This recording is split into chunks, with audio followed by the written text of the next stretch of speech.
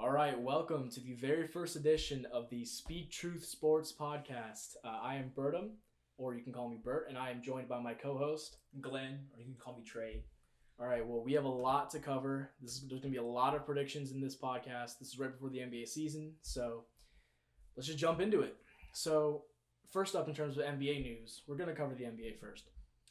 In terms of the NBA news, we have Giannis signing the Supermax contract. That's 5 years for about $228 million. How do you feel about this? I mean, what can I say? I mean, it's a big win for Milwaukee. You know, Giannis is the franchise player for this team. This team, it really depends on the future if it's the big one or not. I mean, if you can't win a ring, I mean, it's a big, big mistake on their part. 'Cause that's a lot of money they're giving over to Giannis. I mean, I wouldn't say it's a mistake necessarily. I would just say that, it just wouldn't work out in the best way. I think the only way the Bucks will even win a ring, I think it's mostly dependent on Giannis in general. Just because Giannis, if he doesn't improve his shooting, if he doesn't improve if he can't defeat the Giannis wall, which is what defenses do to stop him, basically, they just put a wall right in front of the paint. If he can't stop that, if he can't score more efficiently in the half-court setting, I don't see the Bucks going anywhere. I think the Bucks live and die by Giannis right now. I'm not sure if he'll be good enough to win a ring unless they do improve. I mean, why does everyone have to be perfect at everything? I mean, Giannis is already a good defensive player. He's a good post player. You know, he can rebound for days. He's even decent at passing. You know, he's not bad at passing at all. Yeah. But everyone keeps talking about this. You got to improve his three-point shooting. I mean, they should do their best to surround him with shooters. People can kick the ball out to when he goes into the post, and they can score on the outside. I agree. I'm not sure if he has enough shooters around him right now. No, right now, no. I think with the whole thing with the Bogdanovic falling apart. If they had gotten Bogdanovic, I would have been a lot higher on this team. I might have picked him to go to the championship. I would have. I mean, they're easy one seed already now. They're fairly. We'll get into that. We'll get into that. I think they're a pretty solid team already. They're already a top team in the East. But if that trade went through, I think that team, like you said, had a trip to the finals. Jrue Holiday, he's a solid 3-and-D player. He brings a lot to the table. So much better than Eric Bledsoe. Fairly so. Yes. I just think that Chris Middleton's got to be more consistent. I mean, they're going to need more shooters than what they have now if they want to make a run to the championship. You're right about the Chris Middleton thing. See, my thing is that Giannis kind of has to be the number one on a championship team because you kind of have to build your team around him. But is Chris Middleton the number two on the championship team? Is Jrue Holiday the number two on a championship team? I think they're both kind of third guys. They are tertiary. I feel like they're missing the real second guy to really help Giannis out in those clutch situations, in those moments where maybe he's not really hitting, he can't get to the paint as efficiently. There's got to be somebody there who can basically win them close games. I agree 100%. All right, you want to move on to Harden? So we must. This has been a very ongoing situation, but Harden wants out. It's you can tell by his preseason physique he wants out. Right? I mean, if you watch that one play where he literally stood in the paint when the dude tried to pass back to him, prime 2016 Shaq and the Fool James Harden. He's going back to his ways right now just because he doesn't care. He really does not care. It's obvious on the court. But where do you think he's going to end up? Do you think he'll even be traded this year? I think he's got to go. I think the issue is with the Rockets. The issue with the Rockets and Harden seems to be the problem. Look at it. Chris Paul, he left. He went out of Houston. Mm-hmm. Russell Westbrook went out of Houston. These dudes are talented players. I mean, Russell Westbrook was friends with James Harden. Why would he went out after playing with his good friend? You know? I mean, it has to be Harden. I think I saw on the Bleacher Report they mentioned something. I think a former Rockets front office member said that James Harden would go out, party, the next day he'll come back and drop 50 points in a triple-double. I think that's a really bad attitude. And the fact that they were so complacent with him doing things like that, I think it's just, I don't know. I don't understand it. Just from what I've been hearing, like in terms of the reports that I've been hearing from different sources, a lot of people have said that Harden doesn't really hold himself accountable. That he doesn't really take responsibility, he doesn't step up. I'm not sure how true that is, but it would make sense because Russell Westbrook is he's the kind of guy who will tell you exactly, you know, you're doing this wrong, you need to do this. But he'll start with himself first. Westbrook, he's a humble guy. I don't know why he gets such a bad rap as a teammate. He's a humble guy. I think the media has been stirring up false narratives about Russ, about how nobody wants to play with Russ. I mean, if you listen to his past teammates talking about him, they have nothing but good things to say. They all love Russ. I want to interject. At first, I remember when Russell Westbrook first got traded to the Wizards, I was upset. Yeah. I was very upset at first. But just watching the way he's been with the team and practicing and watching that stuff on social media, Russell Westbrook, I gotta say, man, that team looks happier. He's grown on me a lot. He's grown on me a lot. Yeah, bro, he's really out here showing out, man. But yeah, I mean, if Harden has trouble getting along with a guy like Russell Westbrook, I don't see him getting along at all with John Wall. Yeah. Like, I could probably see a locker room scuffle. Not like a physical scuffle, but like an altercation for sure between those two. Because John's just that kind of guy. He doesn't make any excuses. He just shows up and he plays. Even if he's playing through like 3 different injuries, even if it's killing him in the long term, he'll show up and he'll play. My issue is... And if Harden is not committed to that, John will have a problem with it. My issue is, at one point in the offseason, James Harden said he would prefer to play with John Wall over Russell Westbrook. I'm not sure if that report was confirmed or not, but... That is true. If it was... I mean, I assume he probably would prefer it at that point because Westbrook didn't even want to play. Yeah. So I guess it was better than nothing. But they said in another report, I don't know if it's confirmed or not. I don't want to, harp too much on it. But they said that he was uninterested with playing with John Wall, and he just, it just seems like he doesn't know what he wants. The Houston media is so conflicting. There's stuff leaking like every day. Like like the whole reason the John Wall Westbrook trade kind of really got pushed into the spotlight and happened was because someone in Houston leaked it. Yeah. So I mean, I don't know. If I'm another team, I'm not sure if I'm trusting the Rockets. Yeah. If I'm trying to make a trade to keep things secret. How would you feel? Out of the options you've seen, what do you think would be the best fit for him to go? For Harden, I think. I don't know how they would pull it off, but if the Bucks could do it, the Bucks. I think he'd be really good on the Bucks. I like him on the Sixers. I like because I feel like if they can unload Simmons, because that's the only way that trade would ever happen. But Simmons for Harden, it's the only way. Do you believe the GM when he said Simmons is not going to be traded? No, I don't believe him. That's the same thing Tommy Shepard said about John Wall. Yeah. We see this way too often. We see this all the time in sports. It's cap. It's all cap. People are. I mean, whatever's the most appealing thing, they'll go for it a lot of times. You know what I will bring up is that I think Tommy Shepard did a fantastic job bringing John Wall's value up because, see, the reason that the Rockets are so leaky with these trades is because they want to force the other team, they want to pressure them into actually doing the trade. Because now if there's a public pressure or their star gets disgruntled, now they have kind of no choice. They've lost their hand. But what Tommy Shepard did was he basically ran a whole PR campaign saying, no, we like John. Like, we want him here. We want him to stay here. John Wall helped a little bit. He was saying, like, no comment and stuff when people were asking him. And Beal was saying he looked forward to it. Davis Bertans was saying he looked forward to it. And then he gets traded out of nowhere. It wasn't even for that much, I would say. It was a first-round pick in 2023, but it was protected. Like, lottery protected.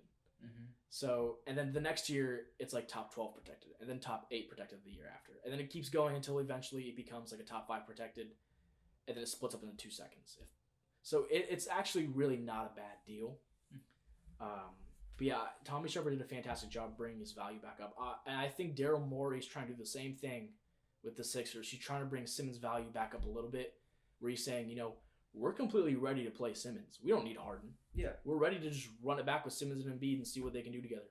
So we don't need Harden. So then in that sense, they are taking their hands back, basically. Taking a little bit of an edge over the Rockets. My only concern with the Sixers making that trade, the Rockets would have absolutely no shooting. Their best shooter would be Christian Wood or DeMarcus Cousins. Maybe Eric Gordon. Maybe Eric. Oh yeah, him. But he's very. I mean, he can shoot. He's looked good with Wall. He has. He has a good chemistry with Wall. Well, because Wall is as much as he holds the ball a lot, he gets the ball out to his teammates a lot. He's definitely he's an assist monster, or at least he was on the Wizards. So. Yeah. I don't know. I mean, the Rockets also just want. I think the Rockets want too much. I think they want 3 first-round picks. They want Thibault and they want Simmons just for Harden. I will say he's. I can guarantee he's not going to end up on the Nets.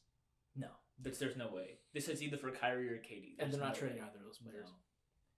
And the Heat want everybody. I've seen Damian Lillard in the Heat jersey before, and on Instagram. Yeah, I've seen Giannis in the Heat jersey. Yeah. Everybody. If they've scored a point in the NBA game, they've been in a Heat jersey Photoshop somewhere. Oh yeah. If it's an All-Star, you probably see him on every Heat. Yes. Instagram. But the Heat do have they probably have the best package to give, because they're probably gonna give up Harrow. I think. A report did come out that said they were deliberating on Duncan Robinson. He was kind of the main thing that they were hesitant on trading, was Duncan Robinson. Well, yeah, you don't want to give all your 3-point shooters. Yeah. But I mean, I did try this out in a trade machine. I did do, I think it was Iguodala, Kelly Olynyk, Tyler Harrow, and Duncan Robinson, and then a few firsts for Harden, and it does work. So that could be a trade that they do. I'm not sure if the Heat would get that much better. Well, they probably would.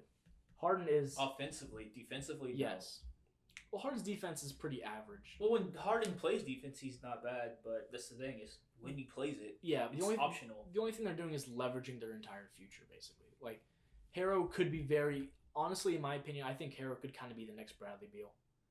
He reminds me of Beal coming out of college or in his first year. That's a bold take. All Harrow needs to become Beal is to improve his handles and is to improve his playmaking.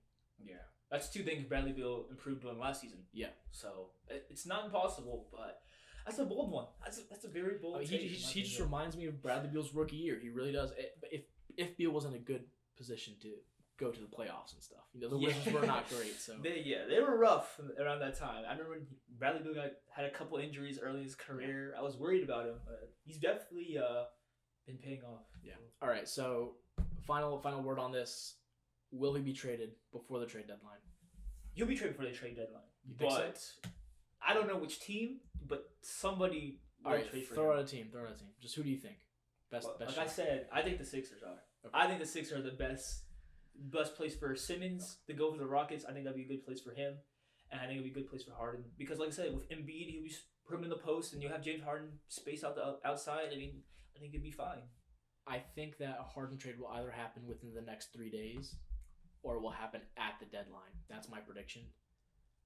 I don't really see them keeping him the full year unless they just can't get a trade done. And then at that point, they might as well just sit him, because he's probably not going to give that much effort into playing. Yeah. But I think he'll end up on the Heat. Really? Yeah. I mean, I think Pat Riley, he's getting up there in age. He wants to win one more ring, man, go out valiantly. So I think he'll end up on the Heat somehow. They'll find a way. We'll All right. So next topic, NBA preseason review. So we overreact to the preseason every year. But this year, we have a little bit of a case to do it, just because the training camp was shortened. Yeah. And there's less preseason games before the playoffs, or before the regular season, I mean. Mm-hmm. And the regular season is 10 games shorter. So yeah. Tell me your top 3 players that you want to keep an eye on, that impressed you in preseason, that you want to see in the regular season. Give me your first. My first one has to always... I mean, I just feel this goes without saying. It has to be John Wall. Okay, yeah. John Wall hasn't played in 2 years. He's playing on a big contract. The Rockets teams, with James Harden being reluctant to play, I mean, he played in preseason, but we saw he kind of played, I should say. Yeah. He dropped 20-plus points, but he didn't look... He's been looking like old John Wall a little bit. Yeah, but John Wall, I just like... In the first Bulls game they matched up with, I just liked the way John Wall was playing. He looked ready. He looked fast. I totally agree on that. And I think, he could pass out to Eric Gordon. Eric Gordon could be like pseudo Bradley Beal. Obviously he's not as talented as Bradley Beal, but he can kick the ball out to a dude who can shoot threes. It's just nice to see Boogie Cousins and him Walmart together. Bradley Beal. Yeah, so I was like, you know what? And John Wall's finally getting his dream duo of Boogie Cousins again. They haven't played since they played in Kentucky back in 2009. They just need Bledsoe on that team, man. Yeah. I just think John Wall for me, that's like my number one person I want to see. How about for you? My number one's I'm actually gonna move my normal number one down. I'm gonna put somebody up. I'm gonna go Darius Garland. Really? That's a name that is probably gonna surprise you, but honestly, this is in my opinion, this is a make or break year for Darius Garland. If he does not step up and show something, I think the Cavs are seriously gonna consider trading him for a pick. Because if he can't mesh with Colin Sexton, who is performing very, very well, I don't think they have any incentive to keep him. I think they would probably trade him for a better playmaker. Yeah. And they have Isaac Okoro, who he could play the 2 or the 3. But yeah, Garland's been looking good in preseason. I think he's been looking pretty solid. I hope he carries that over to the regular season. If he doesn't, I seriously do consider the Cavs maybe packaging Garland and maybe Love or maybe Drummond to try and get a pick or try and get somebody else. Yeah, I mean, Darius Garland, I feel like with him, with the whole Cavs situation, they drafted like 2 point guards back to back. Yeah. I think they're getting kind of congested at the guard position. They would have to unload one of them, and if, like you said, if he doesn't perform, he would be the one unloaded between the two. I mean, we'll see. We'll see with Darius Garland. I think that's an interesting one. All right, number 2, go ahead. I mean, that might sound kind of basic, but I want to see how Michael Porter Jr. plays. All right. I mean, he did pretty well in the playoffs. He helped a lot with the Nuggets when they were down 3-1 twice. Yep. Especially in that Clippers series, he definitely showed up a lot. He's a young guy. People said they questioned his basketball IQ when he first came out, but it seems like he's definitely improved on that. I just want to see how he plays, especially with Jaren Grant. That's the one, right? That's Jeremy Grant. Jeremy Grant. Jeremy Grant left. Actually. Yeah, my apologies. Yeah. Jeremy Grant. With him leaving. Jaren Grant was the other one. Jeremy Grant. He left to go to the Pistons. So I think it opens up a spot. It opens up a spot for him, the starting lineup. I just want to see if he improves this year. I mean, that's a good pick. I mean, we'll really see what he's made of this year. He's not really great defensively from what I've seen, but his offense is it's very, very good. And his ceiling is probably like a top 15 player in the NBA. So if he could even scratch the surface of that, the Nuggets could have a very, very good season. My number 2 is Talen Horton-Tucker. I know you don't think super highly of him, but dude, he's the MVP of the preseason. Come on, who has had a better preseason than Talen Horton-Tucker? He's been killing it. You're not wrong there. He looks like LeBron. This is preseason. Yeah. He looks like LeBron, man. I'm not saying he's a bad player. Dude's talented. I mean, the dude, he could score. My only concern is this might be just a bunch of preseason hype. I wouldn't say it as bad as Anthony Bennett preseason hype, but it's just like he's balling out, but where is he going to play in the actual season? They're going to have, Kuzma in the forward. They're going to have... he might take some of Kuzma's minutes. He definitely do some of that. But then they're going to have other people. I think Wesley Matthews will be as a forward. They might move Montrezl Harrell in that position if possibly. Obviously, LeBron's the starting forward. I mean, I don't know.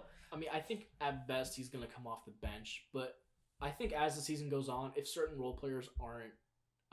if they aren't performing as they should, I think there's going to be you know how vocal the LA Lakers fan base is. There's going to be a push to get Talen Horton-Tucker in there. If people can hype up Bol to the point where they push him in the starting, or not in the starting line, but they push him into NBA minutes in his rookie season, or even Taco Fall, who probably wasn't even that ready to play. No. If Celtics fans can push Taco Fall into playing at the end of games, I'm sure Talen Horton-Tucker will be pushed into playing at least somewhat throughout the NBA season. I agree with that statement. I do. All right.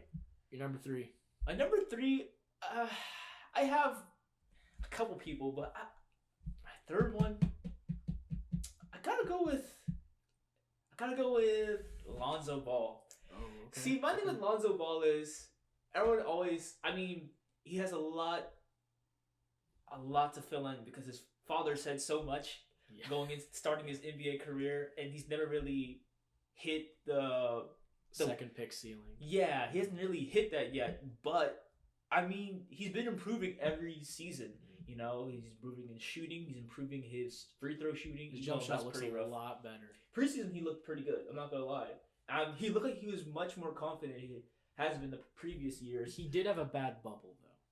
the bubble was rough. Yeah. Well, they said he wasn't even completely focused, and which is also another concern. That kind of scares me a bit, Alonso. But I think with a new coach, with a young team, they're gonna just play. They're gonna just play him, and I feel like this is kind of, I wouldn't say his make or break year, but this is the year he's gotta step up, or people are just gonna forget about Lonzo Ball. He's gotta show, and they picked up a bunch of point guards through trades. They drafted a point guard. They sure did. So you're kind of right on Lonzo's ass is kind of on the hot seat.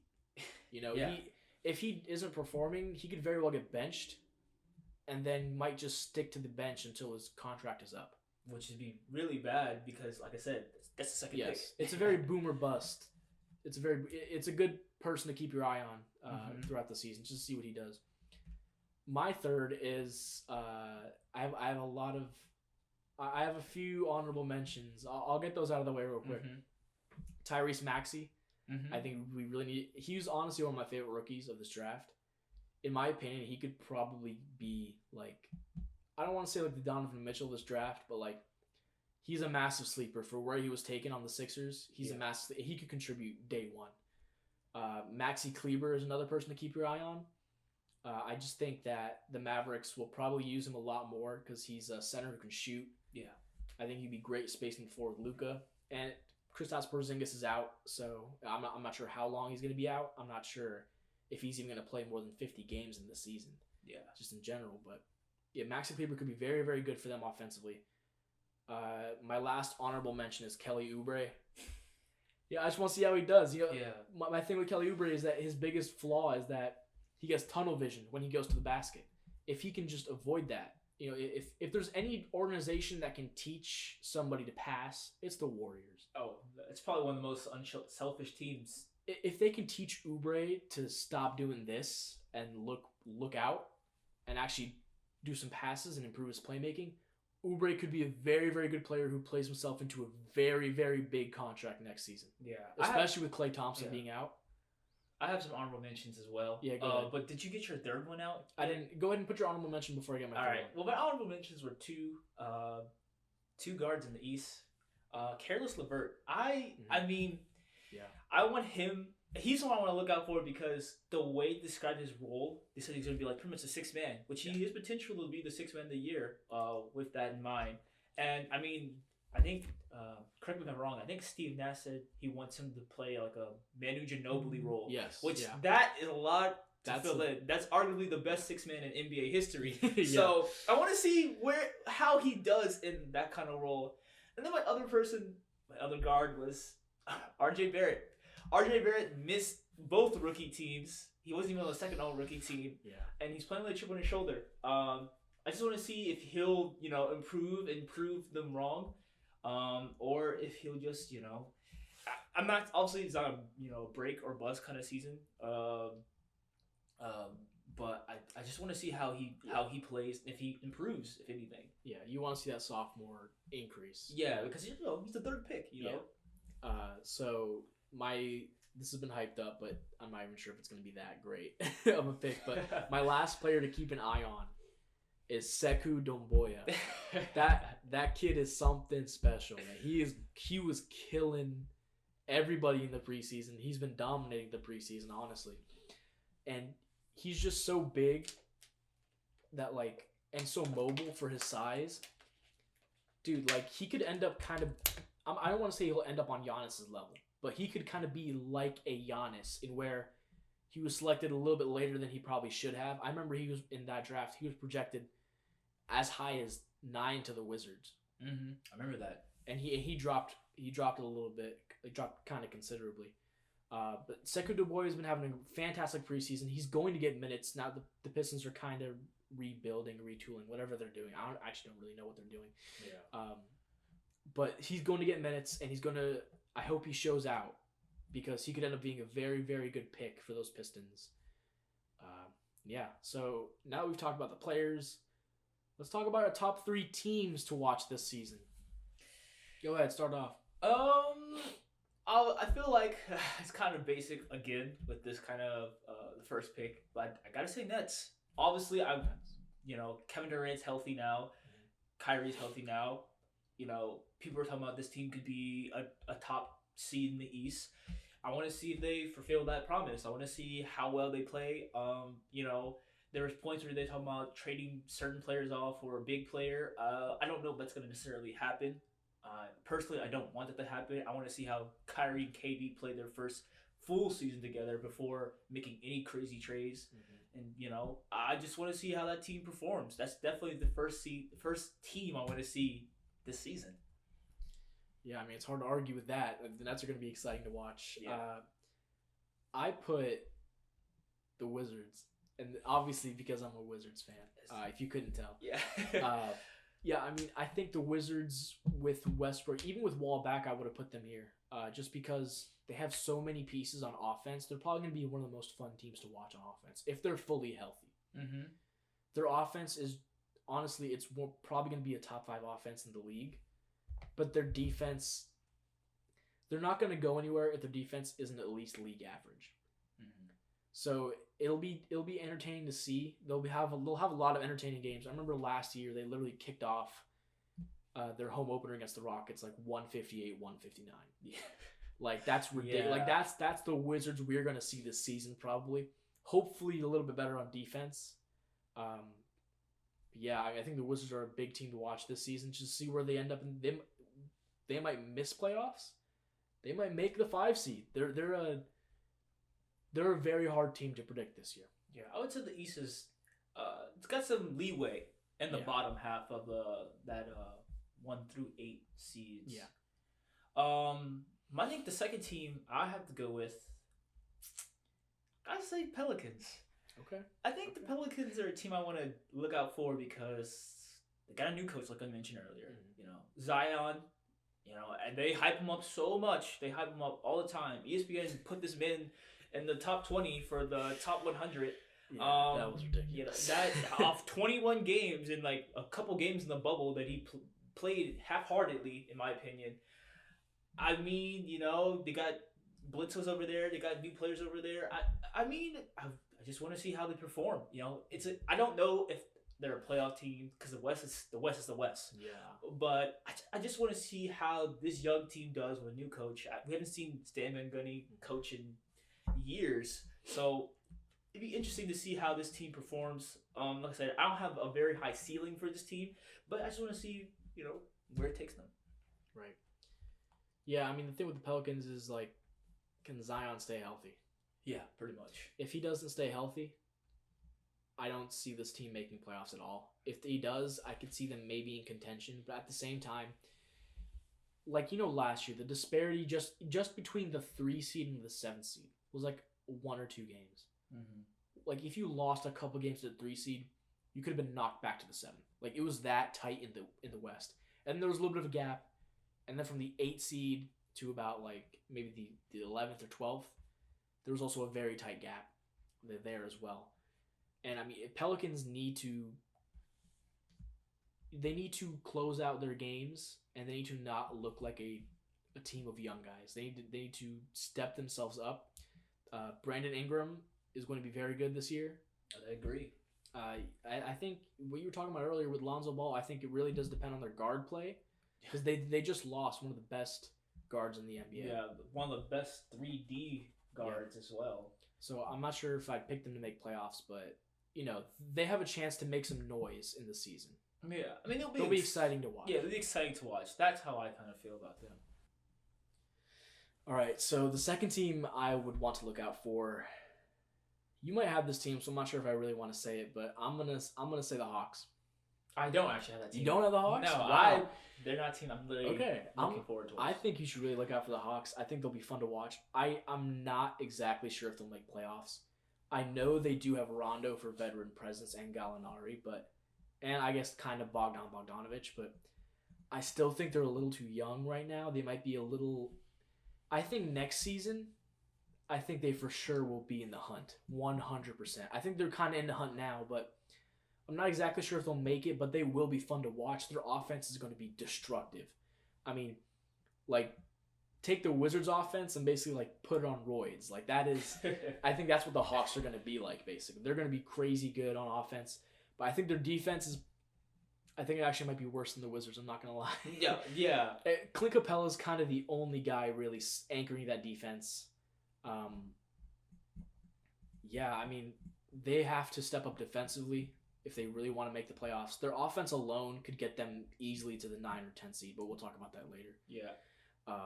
Yeah, I think you should really look out for the Hawks. If they do make that leap, if Rondo does properly teach Trae Young, if they do play Chris Dunn some minutes, because he's a very good defender, and they picked him up for very cheap. They sure did. If they play Chris Dunn, and if they get if Rondo and Gallinari can really galvanize the team, I think they could make it.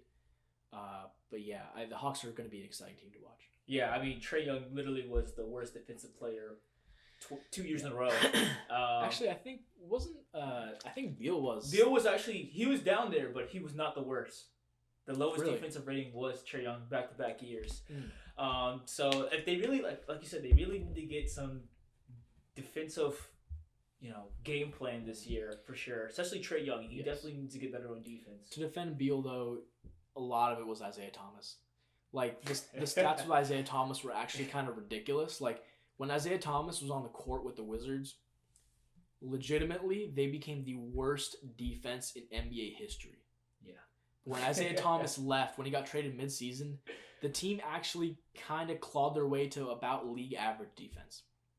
So he had a very tremendous effect on the defense for not a great, it wasn't worth it on the offensive end. Yeah. And Beal looked worse because of it. Not to mention he had to drop 30 for this team every night. Yeah. And he was basically the main source of offense. They were doubling him, and they still couldn't stop him. Yeah, so when Beal dropped 50 points, I mean, he literally had to do everything he can on offense. So he couldn't really have much energy to save for defense. I mean, I'm not trying to make any excuses for Bradley Beal. You know, defense is a part of the game. But he does know. He said that, he got interviewed, and he did say that he feels like that's a false narrative, and he wants to correct that this year. So I hope we do see Beal play better defense this year. Okay, so third team, go ahead to watch this year. I miss this team. I'm not going to lie. I do miss this team, and I miss when they were on top of the league, and I gotta say the Warriors. You miss when they're on top of the league? I miss the Warriors when they were on top of the league. Just things felt, I don't know, I just liked the way they played. They were such an unselfish team. Everyone got a chance to shine.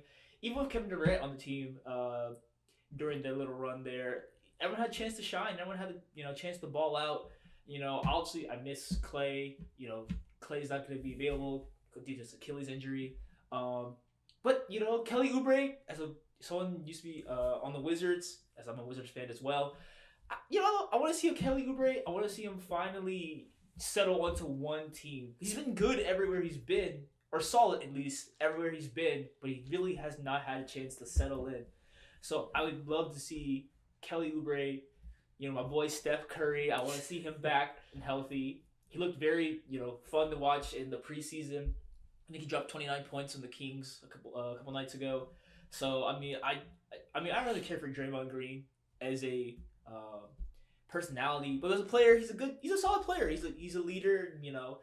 I just want to see how this team performs. I haven't seen him play in a long time at full strength, so I'm ready for him. I'm ready for the Warriors to come back. I agree. I think the Warriors will be a great team to watch. As long as they stay healthy, that's kind of the biggest thing is if Steph's ankle doesn't revert back to being like tissue paper. I think they'll be a good team to watch. They'll be fun. If Draymond Green, you could tell he wasn't trying last year. No, I don't think he was on his James Harden type beat. He wasn't giving effort. He knew that the season was basically lost. They were tanking. Yeah. Wiseman is very intriguing. He's a rookie start. He's probably going to be starting at center. Or at the very least, he will usurp the starting center. It's going to be a lot on him too. It's a lot of pressure on his shoulders, but Wiseman's very good, man. I think he'll fit with the Warriors very well. All right, do you have any honorable mentions before we get to? Well, my honorable mentions were the Wizards as well. Okay. Obviously, I want to see how my team is going to play this year, and then the Sixers.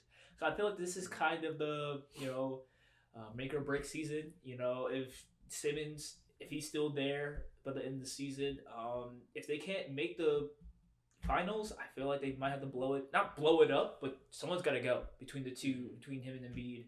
Like I said, they did a really good job this offseason surrounding with shooters, bringing in Seth Curry. Say what you want to say about Danny Green, but he was a decent shooter for most of his career. He at least plays good team defense. He's a very good defender. Yeah. And I like the way that they brought in a lot of these players, like I said, to shoot. So I want to see if that would be enough for them to move forward. Obviously, you got to hope that Simmons stays healthy the whole season. Doc Rivers, or he wants to be called Glenn Rivers, whatever he wants to be called this season. As the new head coach, Daryl Morey is the new GM. I want to see what this team, does. So that's my honorable mention. The Sixers were actually also in my honorable mentions. So were the Suns, who are going to be very fun to watch. We'll talk about them later. But my final team to watch this season is the Bulls. I think, they finally got rid of the worst head coach in the league, man. Jim Boylan is finally gone. I know Bulls fans are rejoicing. They're jumping up and down for joy. I'm not so sure about Billy Donovan. I'm not sure if he was the best replacement. But at the same time, he won't be a net negative. Anything other than Jim Boylan will improve this team's win deficit, Jim Boylan's bad when Zach LaVine cussed him out during the middle of the game. Man, so. he was horrible. I mean, his own player got injured. He didn't call a timeout. Rick Carlisle, I think it was Rick Carlisle, called a timeout because Jim Boylan didn't want to use a timeout. And the way he just at the end of games where he was getting blown out, he would still call timeouts in the final seconds to run last second plays. Come on, man. That's some college, that's some AAU ball type stuff. Yeah. When you're upset and you just want to prolong the game and annoy everybody. Okay, yeah. But the reason I'm looking forward to the Bulls is that as long as they stay healthy, this is also another big if. I think Patrick Williams is going to be very good for them right off the bat. I think he is going to be a project. He was the 4 overall pick. Yeah, he was pretty solid in the preseason so far. He was very solid in the preseason. I'll say that. If he can translate that to a full season, which is kind of a lot to ask because he is a rookie, this team could be very good. Kobe White, he's very, very good. He's been looking incredible, especially the end of last year. If he carries that over, they're going to be great on that end. Obviously, they have Zach LaVine. Otto Porter, he's constantly injured, so I can't really say much about him. We'll see about him. When he plays, he's pretty decent. He's not as good as he was on the Wizards. That's also because a guy named John Wall is not feeding him the ball. Yeah. So, and John Wall. Let me bring up a nice little stat right here. John Wall actually, in the last 5 years, John Wall has created the 3rd most corner threes in the league in the last 5 years, and he hasn't played in 2 of those years. So, that's very true. He is an elite creator, and he got Otto Porter paid. Yeah, oh my goodness, he got that man overpaid. Yeah, but I mean, the Bulls just have a good roster. If Lauri Markkanen, I think he was a victim of Jim Boylan. I think once Jim Boylan left, I think this opens a door for Lauri Markkanen. If he doesn't perform this season, I think the Bulls could look to trade him. Maybe put Patrick Williams at his position at the 4, because Patrick Williams can play the 3 of the 4. I think the Bulls they're a very interesting team. They're a team that could make the playoffs, but they also could miss out. And if they miss out, it's gonna be kind of fun to see. It's gonna be a little chaotic, so it will be fun for us to kind of see, sit back and see what they do next.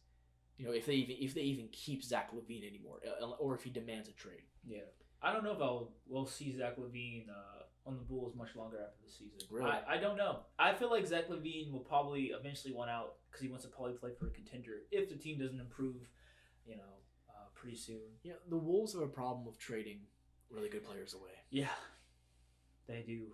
They traded Zach LaVine. They traded Robert Covington. Don't know why. I mean, too good. He's somebody they need right now. Yeah. It was all right. It's just whatever. We'll move on. But I do want to bring up something kind of fun. Did you watch the preseason game with the Wizards against the Pistons? I watched the first one. The first one, I watched a little bit of it, but not too I assume much you turned it off because they were playing pretty bad. It was pretty poor. Yeah. I mean, yeah. I think I watched a couple parts. I think I watched when Thomas Bryant nearly fought Blake Griffin after Blake Griffin just chucked him. There's my fun thing of the day. So, Thomas Bryant had 2 technical fouls in that game, and he did not get ejected. How? Yeah, no, I'm dead serious. How? So it's a new rule that apparently you can't get ejected from hanging on the rim, getting a tech from hanging on the rim. So his first tech he got fighting like Blake Griffin in the rim. Yeah, that's understandable. His second tech he got was hanging on the rim for too long. And you can't get ejected for that anymore. So theoretically, I was really hoping this happened because it would have been awesome to see. But theoretically, Thomas Bryant could have set the NBA record for most technical fouls in a game. If he had just got if he had just got one more tech, he could have set that record. But also, this opens the door for you could technically get like 50 techs in the game. Yeah. If you just keep hanging on because they can't eject you. So that's just something I thought was really. They'll find some way. If Draymond Green is the one getting it, they'll find some way to eject them after two for sure. Or DeMarcus Cousins. One of those two will definitely find a way to eject it after hanging on the rim. That is for sure. We're getting to the big stuff right here. NBA season award predictions. How about let's start with most improved player. I'll kick it off this time. I'll kick it off. My most improved player is going to be Kobe White. I think Kobe White didn't get the opportunity last year to really show what he could do until basically the end. And I think if he just keeps that pace where he was at last year, even if he doesn't improve at all, the numbers he was putting up were so good that he would probably win most improved player. If we could sports bet in Virginia, well, it's become legalized, but we still can't do it yet for some reason. If we could, I would bet on Kobe White. I 100% would. My person I chose for most improved player was someone I was looking forward to, playing this season. Michael Porter Jr. That's my person because I think he's going to be the starting small forward for the team. So I think it just makes sense if he just comes to his role. If he just plays like he did in the bubble, I think he can easily win most improved player. I don't know about easily, but I feel like he has a good chance of winning most improved player. Yeah. My honorable mentions, I'll just run through them real quick. We don't really have time to elaborate. Daniel House, Brandon Clark, Sekou Doumbouya, Christian Wood, and DeAndre Hunter. My honorables were Zion Williamson, Kobe White was one of them, and then Rui Hachimura. Okay. Who knows? He might improve this season. He's got a pink eye. Yeah, really? That's what they diagnosed it with? Yeah, that's what he get. I don't know what he's doing. Bonga probably poked him in the eye again. Man, he's cut his nails. All right. Bonga needs to wash his hands before poking people in the eyes. If that's the case. All right. Rookie of the year. I got Isaac Okoro for Rookie of the Year. This is a pretty big take. He did really good in his first preseason game. He looked really good. It's a very big take because there are other good rookies that are very, very good. This is kind of a hot take. So who's yours? I like him with this team. I gotta say Obi Toppin. Yeah. I like the way he looked in the preseason so far. The Knicks look really good in preseason so far. It's weird. Like the Knicks are. They're not doing horrible right now. No. It's weird to see. It's really strange. But granted, they did play only the Pistons and the Cavaliers. But Obi Toppin, like I said, it's a new coach, right? Tom Thibodeau's the new coach. Yes. They're just going to let him play. Tom Thibodeau loves to give people a lot of minutes. Yeah. They're just going to let him play. Maybe too much. I think RJ Barrett might something that could hinder Obi Toppin, I think, is Julius Randle. If they can't play together, I could see Thibodeau leaning towards playing Randle more. Yeah, because he's a veteran. He's a slightly better defender. That too. Obi Toppin's very raw on defense, but that's the thing. He's very raw, so he has potential. But if he gets that starting spot and he keeps it, he will put up some numbers this year.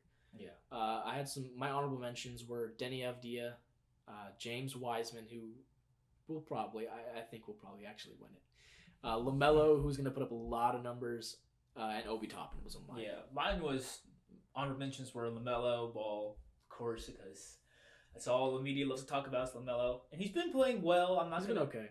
His first debut game was rough, but he's a project. People are putting too much hype on his rookie season. If he's going to be good or very good, he will not be very good for a couple more years. Yeah, I think. But he will have so much opportunity his rookie season that he could very well win Rookie of the Year. Yeah, and then my other person was Anthony Edwards. Maybe, who knows? I don't know how I feel about Anthony Edwards.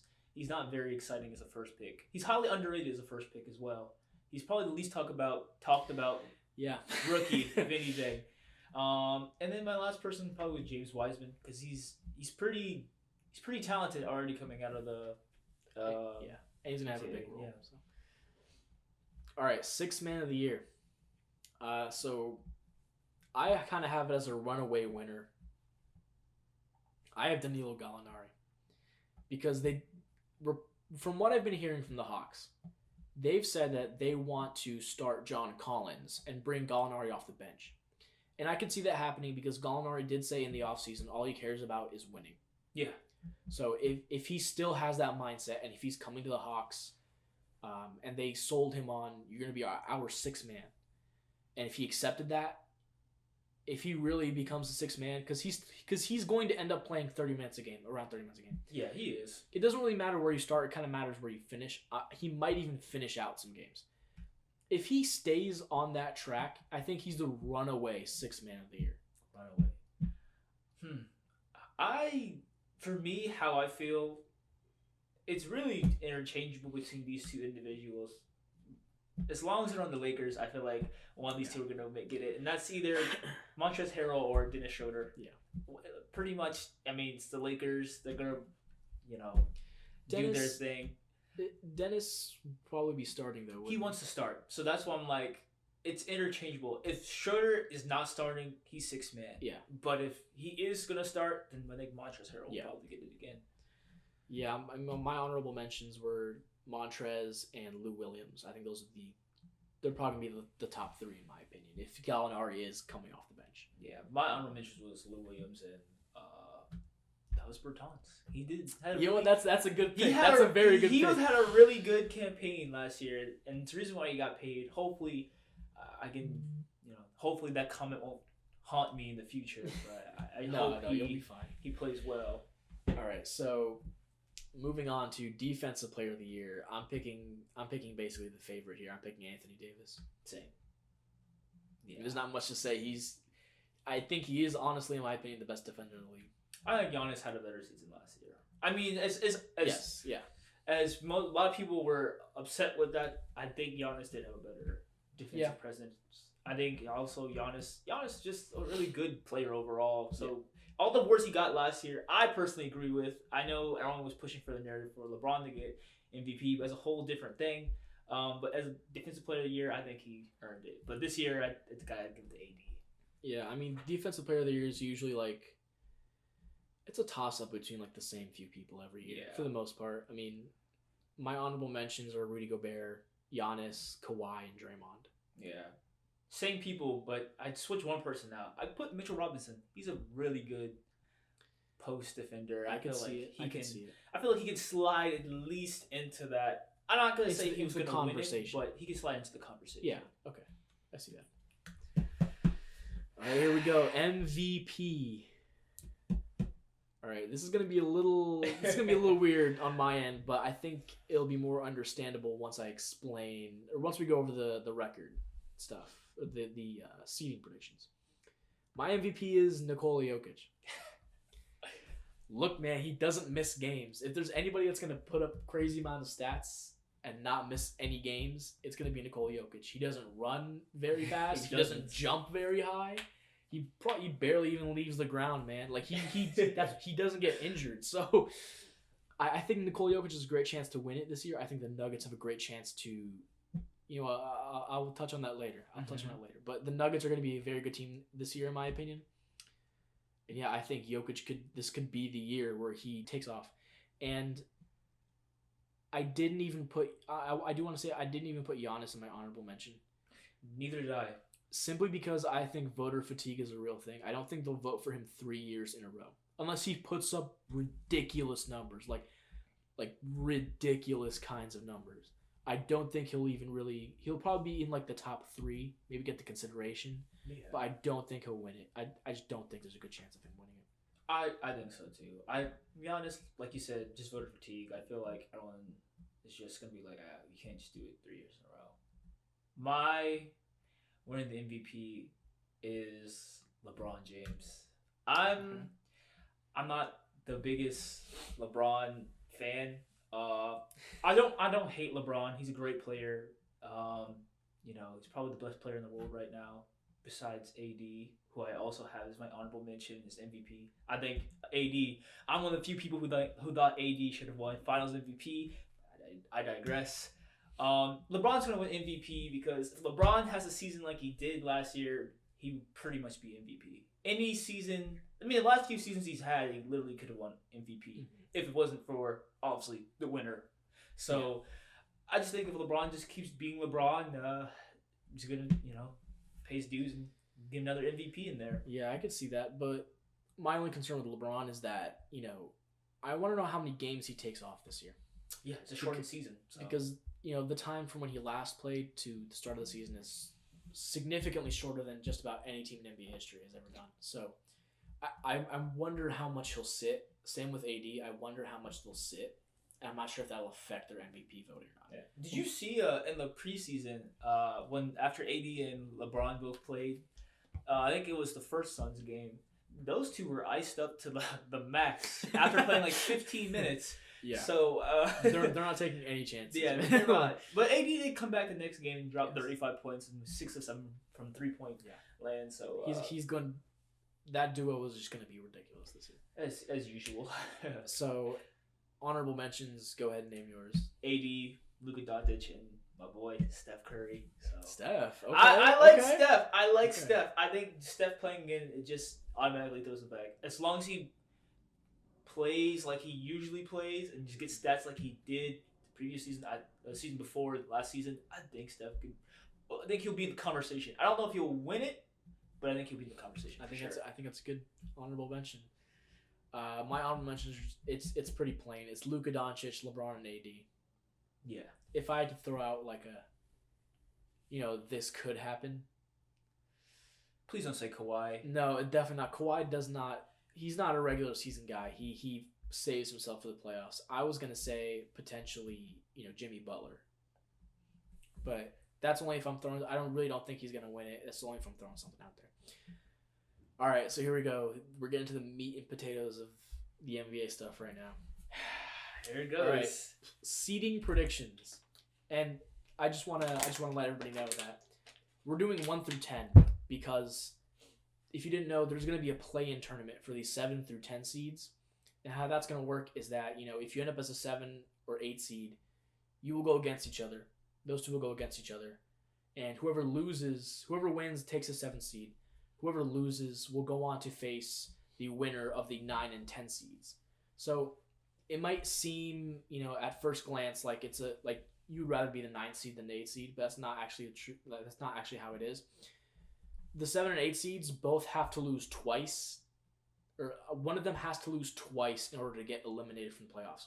Meanwhile, the 9 and 10 seeds, one of them has to win twice in order to make it. So it actually does give the 7 and 8 seeds an advantage. So yeah, we numbered our seedings 1 through 10 accordingly. All right, well, let's start with the East. Why don't you kick it off? I think we both just say number 1. I'm 90% sure I know what yours is. Wait, let's say it on 3. Ready? 1, 2, 3. Bucks. Yeah. I think the Bucks are going to be the first seed for my East prediction. Number 2 would be Sixers. I feel like with the addition of shooters to that team, I think that really plays a big part. The Nets are probably number 3 because I feel like KD and Kyrie probably have some games where they just low manage. Let me catch up to you. So my number 2 is actually the Nets, but at the same time, I do think the Nets, either from chemistry, like little chemistry issues, they could drop a couple games early, but also obviously if Kyrie gets hurt, which he hasn't really had a great track record of being healthy in general in the regular season. Agreed. He's only played 70 games 3 times in his career. Wow, that's yeah. So if Kyrie gets hurt, especially in this shortened season, every injury, every game matters a little bit more. So if he gets hurt for an extended period of time, I could see the Nets dropping down to like 5. Yeah, I wouldn't put him any lower than that, but I agree. I would not put him any lower than 5. My number 3 team. Look, man, I'm probably gonna catch some flack for this, but probably from you too. But The Raptors, man. Oh my They gosh. keep winning. Like I can't don't say like anything. The Raptors that high. They just keep finding ways to win. I don't know how they do it. Like in terms of talent, I'd say they're not like the most talented team in even the top 6 of the East, but they know how to win games. They have a winning culture over there. Nick Nurse is doing a fantastic job over there. And if Nick Nurse can coach like Game 3, Nick Nurse, he always comes out in Game 3. I don't know what it is. He always comes out in Game 3. If he can coach like that throughout the year, I think they'll still be the 3 seed, man. I'm not a big fan of the Raptors. Or who got a 4? At 4, I have the Celtics. Actually, wait, go back. Tell me, why aren't you a fan of the Raptors? The Raptors, I'm not a fan of Kyle Lowry. I'm not a fan. He's a talented player. He's a good player, but I've just never been a fan of Kyle Lowry. He's getting old. I will say that. He's one of those players. He's a nuisance player. He's very good, and he's very talented, but he does little things like little charges and all that stuff. That's why they win, though. Player. That's why they win. Is because he knows how to win. Yeah, he gets people's head. Oh gosh, I'm not a big fan of Kyle Lowry. I just really am not. But like of DeRozan and Lowry when they were together, the bigger problem was DeRozan. Yeah, offensively, yeah. It was definitely DeRozan on both ends, honestly. Yeah, I think Kyle Lowry, he's a good defender. I did kind of question last year when he made the All-Star reserves over Bradley Beal.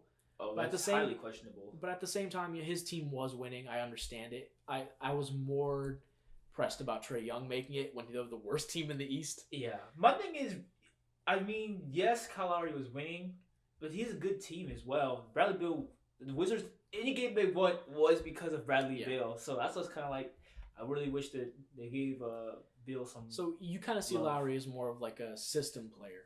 Is that what you're trying to say? Yeah, I guess I'd have to say that because Kyle Lowry's been in the NBA for some time. He was with the Rockets. He was with I think the Grizzlies at one point. Didn't really find much success. And then as soon as he found the Raptors, the dude's arguably now a Hall of Famer. I'll agree with that, but people see him as a Hall of Famer. I think he's a Hall of Famer. It's the NBA. Everyone's a Hall of Famer. Yeah, considering the quality of people that they let in the Hall of Fame, I think Lowry's definitely a Hall of Famer. But I think so too. I will say I do heavily disagree on him with Cal. I think Kyle Lowry is a very good player. I disagree. I'm not disagreeing on his talent. I just think he's a nuisance player. You just don't like him. I just don't like. Okay. I just don't like the way he plays. All right, number 4, go. I think like I said, I think it's gonna be Celtics number 4. Okay. How about your number 4? I got the Heat at number 4. Yeah, that's kind of. Is who's your number 5? Might as well. Celtics. Yeah, I had the Heat at 5. Yeah. I thought those two are interchangeable. I feel like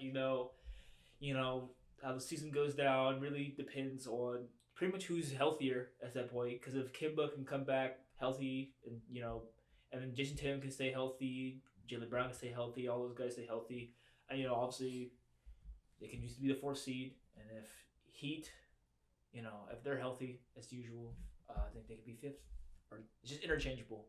Yeah, I see where you're coming from. All right, so about the Heat, I think the Heat are a playoff team. They're a team that's built way more for the playoffs than they are for the regular season. I think it might be a little bit of a slug. They might go through a little finals hangover, or they could come out the gate really hot. I think they could finish about as high as 2 or 3, but I don't think they're going to finish any lower than 5. The Heat are they're a good team. I think they're still slept on. I feel like people GMs were asked about like the Heat's odds of making it back to the finals. A lot of them don't believe they'll make it. Like a lot of people think it was a fluke. What do you think about that? Yeah, I was one of those individuals at first who thought it was kind of a fluke. But then the way Jimmy Butler played in the finals kind of made me feel like, with Jimmy Butler as the lead guy, that team, it's a good team. Now they lost, Jay Crowder. I don't know how they'll play without him. Because he played a pretty significant role of the team. But the thing about the Heat is that like their coaching was very, very good in that playoff run, and they match up very well against almost every team in the East. Yeah, like I'd say, just like pound for pound matchup, the Heat have the best matchup. Like they're probably the best team in terms of matchups in the East. They match up against the Celtics really well, against the Raptors, against the Bucks. I'd say the Nets is a toss-up. We still haven't really seen the Nets versus Heat. Mm-hmm. I want to see that before I make comments on it. The Nets are probably the only team that really are good. Will probably be good against the Heat, but they match up well against almost everybody else: the Sixers, the Pacers, the Wizards, everybody. So I think I want to kind of go back to a point you made. I think they're one of those teams. It doesn't matter where they are placement wise, they'll probably make it. Yeah. Significantly far. Doesn't matter if they're eighth. Doesn't matter if they're one. Yeah. They'll make it. I think they're one of those teams that can just put them anywhere. They'll play their butts off. It's like the Cavs, like a few years ago. You know, when LeBron was there, it didn't really matter where they finished. You knew they were probably going to make the finals. You know, I think didn't one year they finished at the 4th seed? Like, weren't they that low at one point, or the third? It was third. I think or they 4th. were low at one point, but I think they ended up still managing because they went up against the Pacers. I'm pretty sure the Pacers were the 5th seed. Really? That last year, where like nobody thought they were going to make it. LeBron. Oh yes, that season, and they still in the finals. Yeah. I think that's correct. I'm not trying to compare Jimmy Butler to LeBron James, but no, I'm just saying like you're right. They're that kind of team. And for the Celtics, I mean the Celtics. It really depends on how Jeff Teague plays. If he can't fill in adequately for Kemba Walker, they're probably going to drop a lot of games early until he comes back. He's probably going to be out for like about a month. I think I've read. So yeah. All right, number 6. Who you got? My number 6 was the Raptors. Okay. And I put them kind of low because I just don't know if they'll have that firepower. I mean, they're a talented team. They re-signed Van Fleet. Even that guy, I hate to call him just that guy, Flynn, the rookie they just had. Malachi Flynn. He's not bad either. I just don't know where this team will stack up with, you know, the Nets coming back at full power, and you know, the Celtics coming back. I don't know how Celtics will do with Kemba Walker back. I don't know. I just don't have Toronto at a place where I feel comfortable having them high up. Mm-hmm. I mean, and they also lost Serge Ibaka and they lost Marc Gasol, which is 2 significant players. Yeah. You know, to their team. I don't know. They did get back Aaron Baines, who will help them a lot, but not as much on the defensive end. No, and that is what you're really missing with Marc Gasol, even if he was a little bit inconsistent. And Serge Ibaka, for who's sure. A very good defensive. This man was called Serge Ibaka at one point. Yes. So yeah, it's very, you know, I don't know how I feel about them, but I will put them at 6 because they are still a playoff team in my eyes. Yeah, I have the Sixers at 6. I just think they're going to have issues like meshing together with Doc Rivers because it is going to be like a bit of a new system. This is also kind of like a Harden-proof thing. You know, if they trade for Harden, they're going to have to build the chemistry back up. They could end up being a low seed to start with. Then obviously next year they'd probably take off. But the Sixers they're in a weird spot. They have a lot of good pieces. It's all really going to depend on Simmons staying healthy and actually like working together well with Embiid. Mm-hmm. The role players I think that they got were fantastic. They did trade Richardson, who I thought that was. It sucks to lose him, but they got back, Seth Curry, who's going to be very, very good for them offensively. Yeah. I think that was one of the biggest, most important pickups they made, in my opinion. I think Danny Green was actually a little bit of an underrated pickup. I think, if anybody can really, if they needed any type of veteran and they had to trade Al Horford, I think Danny Green was a fantastic option. I think he'll probably push the Sixers because they've had a lot of lack of accountability under Brett Brown.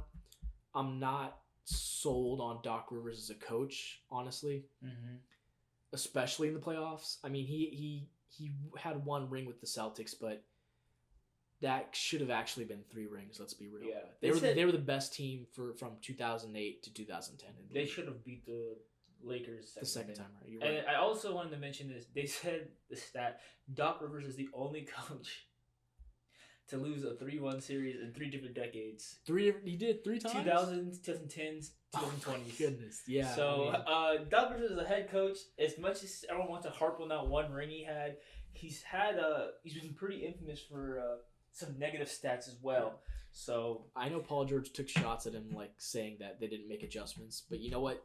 He took shots at Paul George as well. Yes, but Paul George is kind of right. If you look at the games, they didn't really make many adjustments. for some reason in Game 7, it just throughout a lot of the series, but specifically in Game 7, they kept double teaming Nikola Jokic.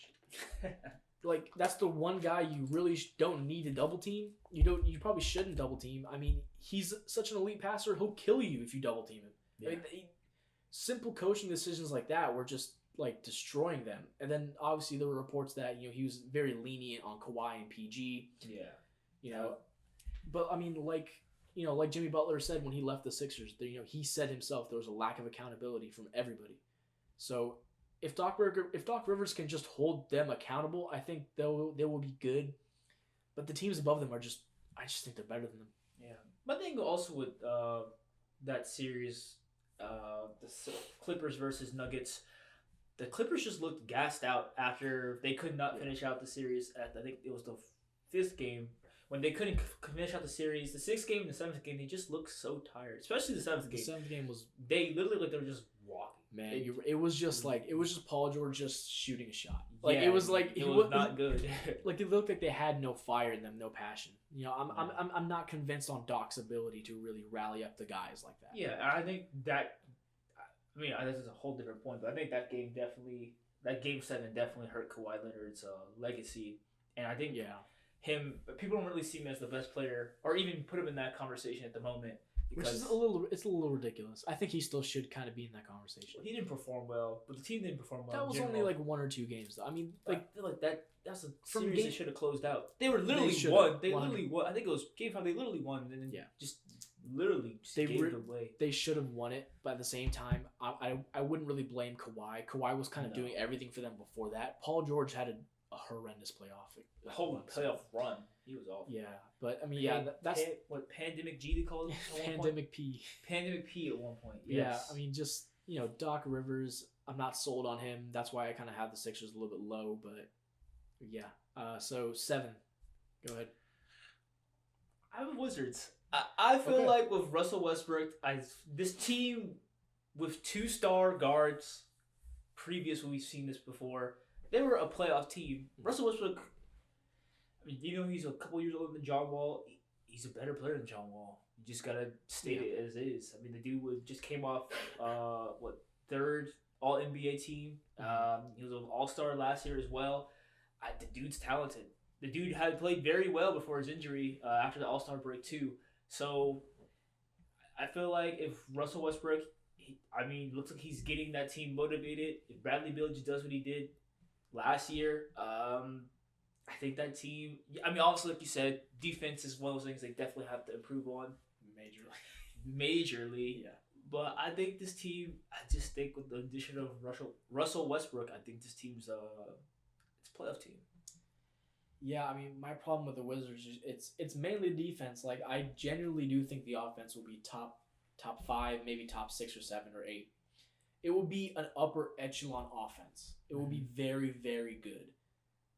The problem is going to be the defense. And also, the Wizards did say they're going to rest Westbrook on back-to-backs.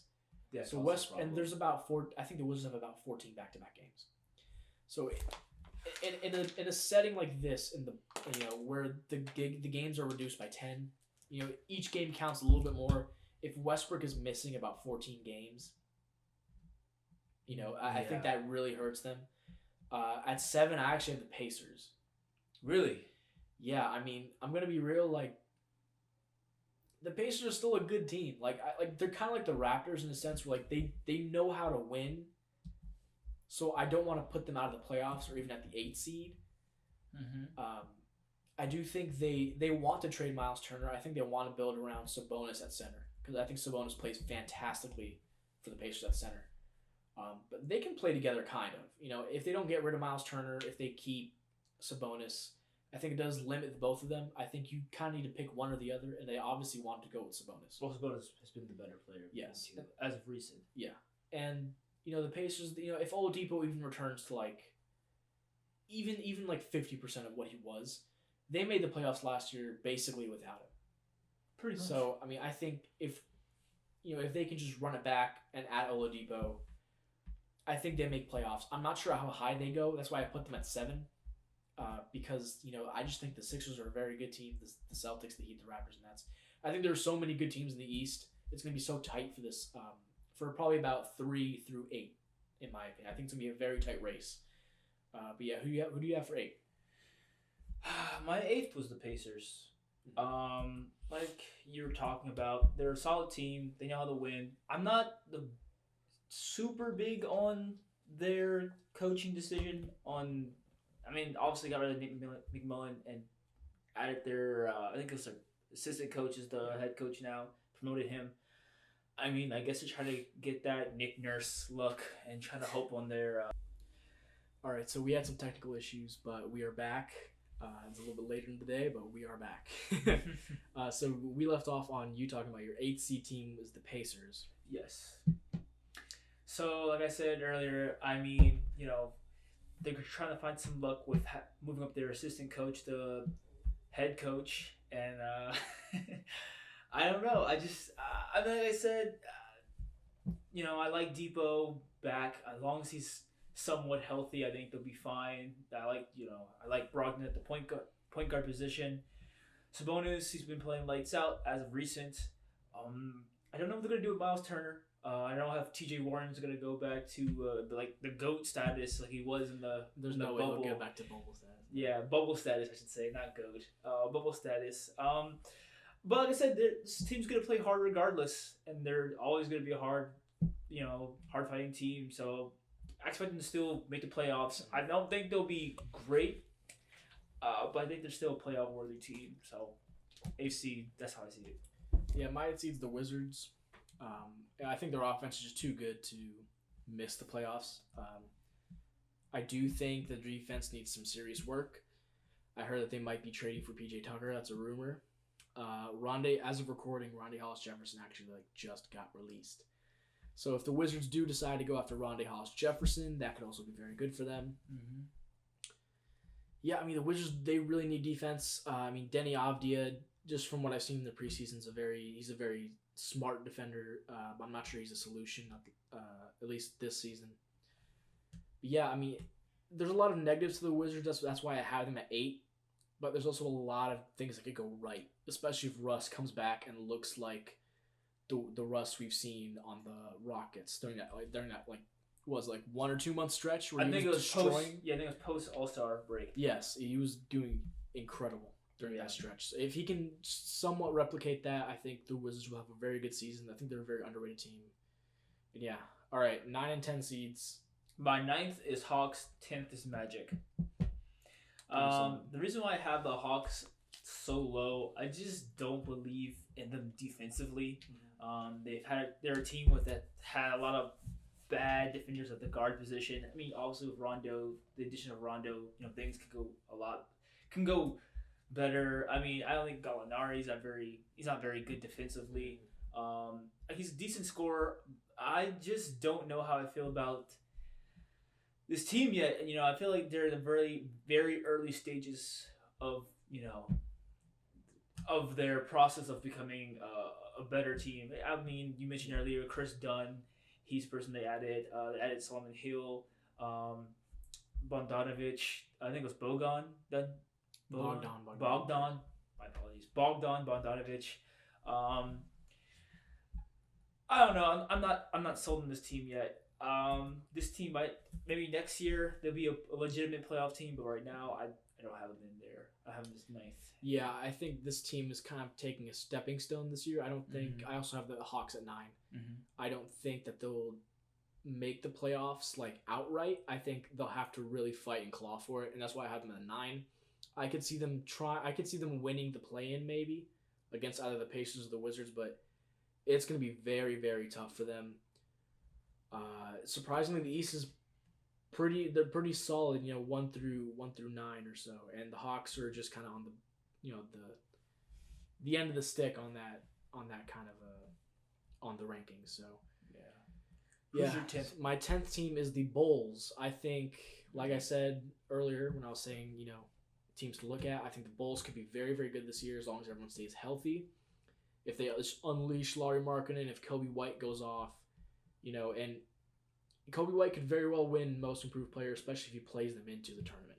Yeah. I think that's a very good opportunity for him to win MIP and bring the Bulls to the playoffs. Yeah, They have a lot of talent. There's too much talent to ignore. I feel like the Magic are really going on a downturn. I would probably have them 11 if I did rank the Magic, but I just feel like they're going on a downward trajectory. I feel like the Magic. The only reason I have the Magic at 10, I just feel like they'll ride whatever they have left. Pretty much, I feel like it's a little bit more than what the Bulls have in the moment. I don't know. I really am not sure about Billy Donovan as a coach. I feel like he's pretty much the next piece to help them push forward for the Bulls, but I don't know if he's the right guy.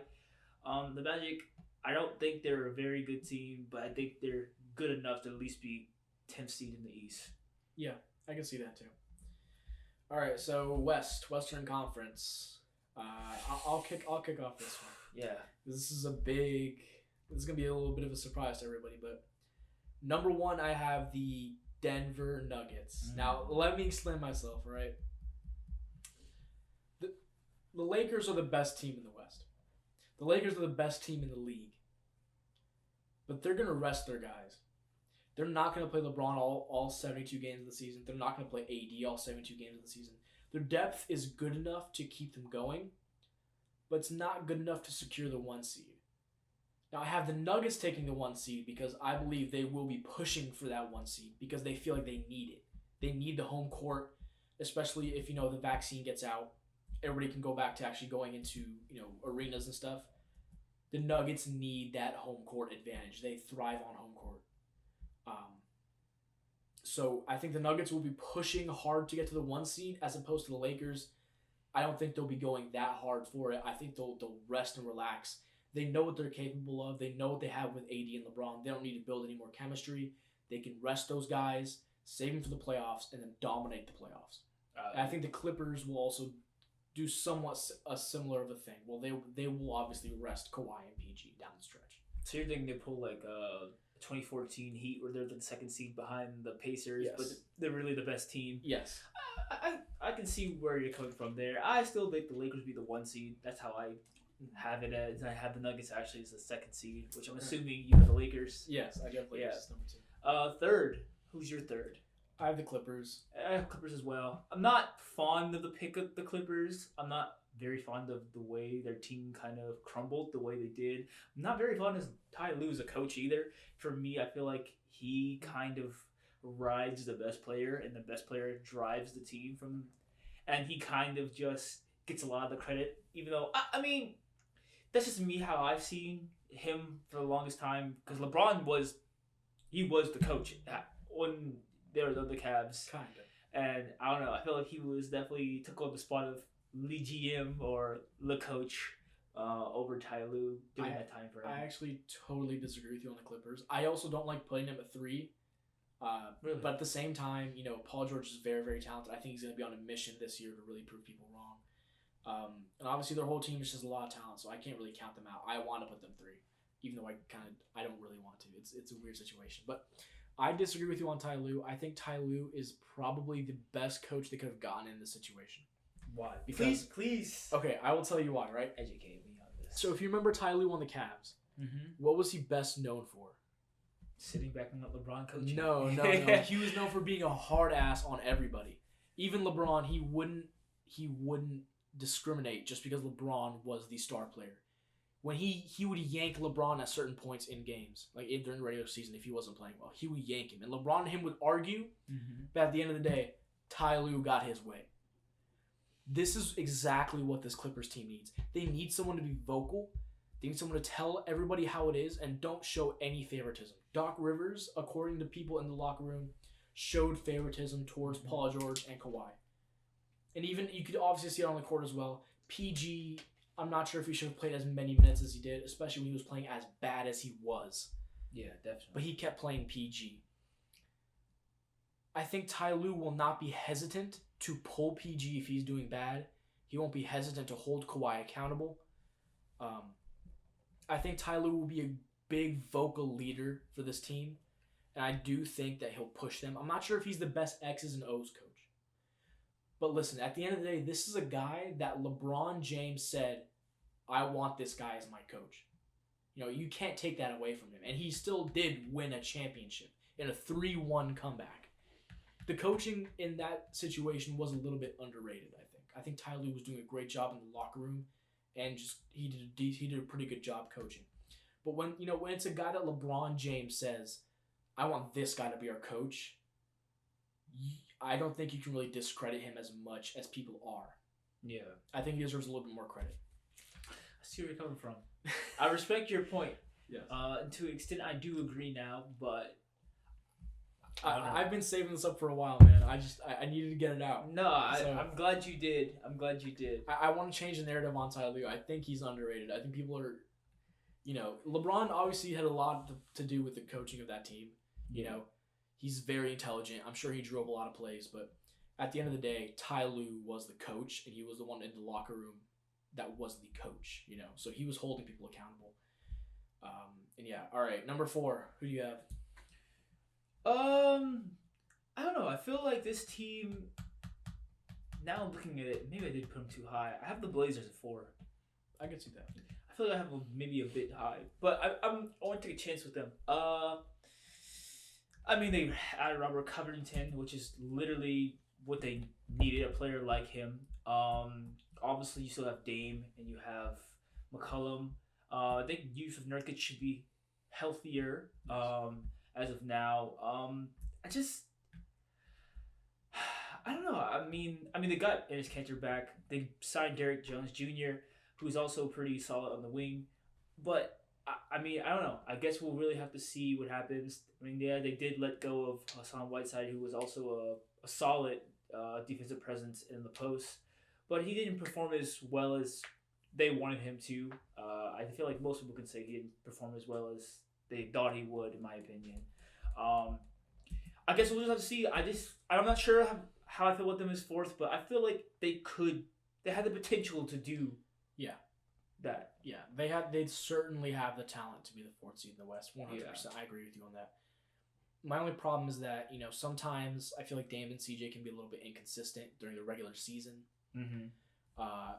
In my opinion, I think they're really going to miss Hassan Whiteside. I think his defense was very, very good, especially against the Lakers. Yeah. I noticed that whenever they pulled Whiteside and they put Nurkic in, AD would just feast.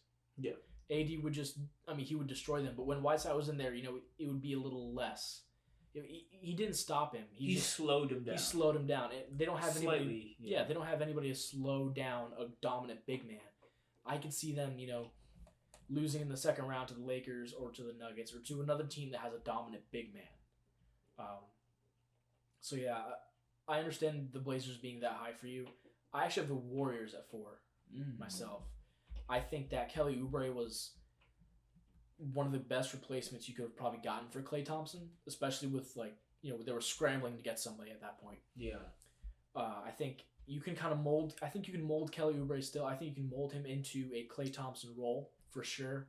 He's very solid on defense, especially man to man. He needs to work on his team defense a little bit. He's a very good shooter. He's gonna fit in perfectly with this Warriors team. I don't think they're gonna miss that much of a beat. I do think it'll be very close though, because number 5, I have the Blazers. I have the Mavericks at number 5.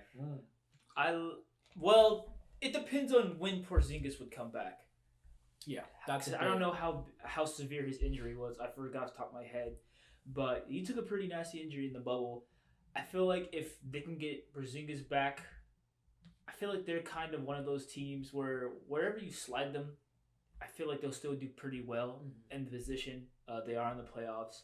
So they could be 5th, they can be 8th. I don't see them ever as 1 or 2, but I feel like this team, he's a leader. He's a good player. He's a great player.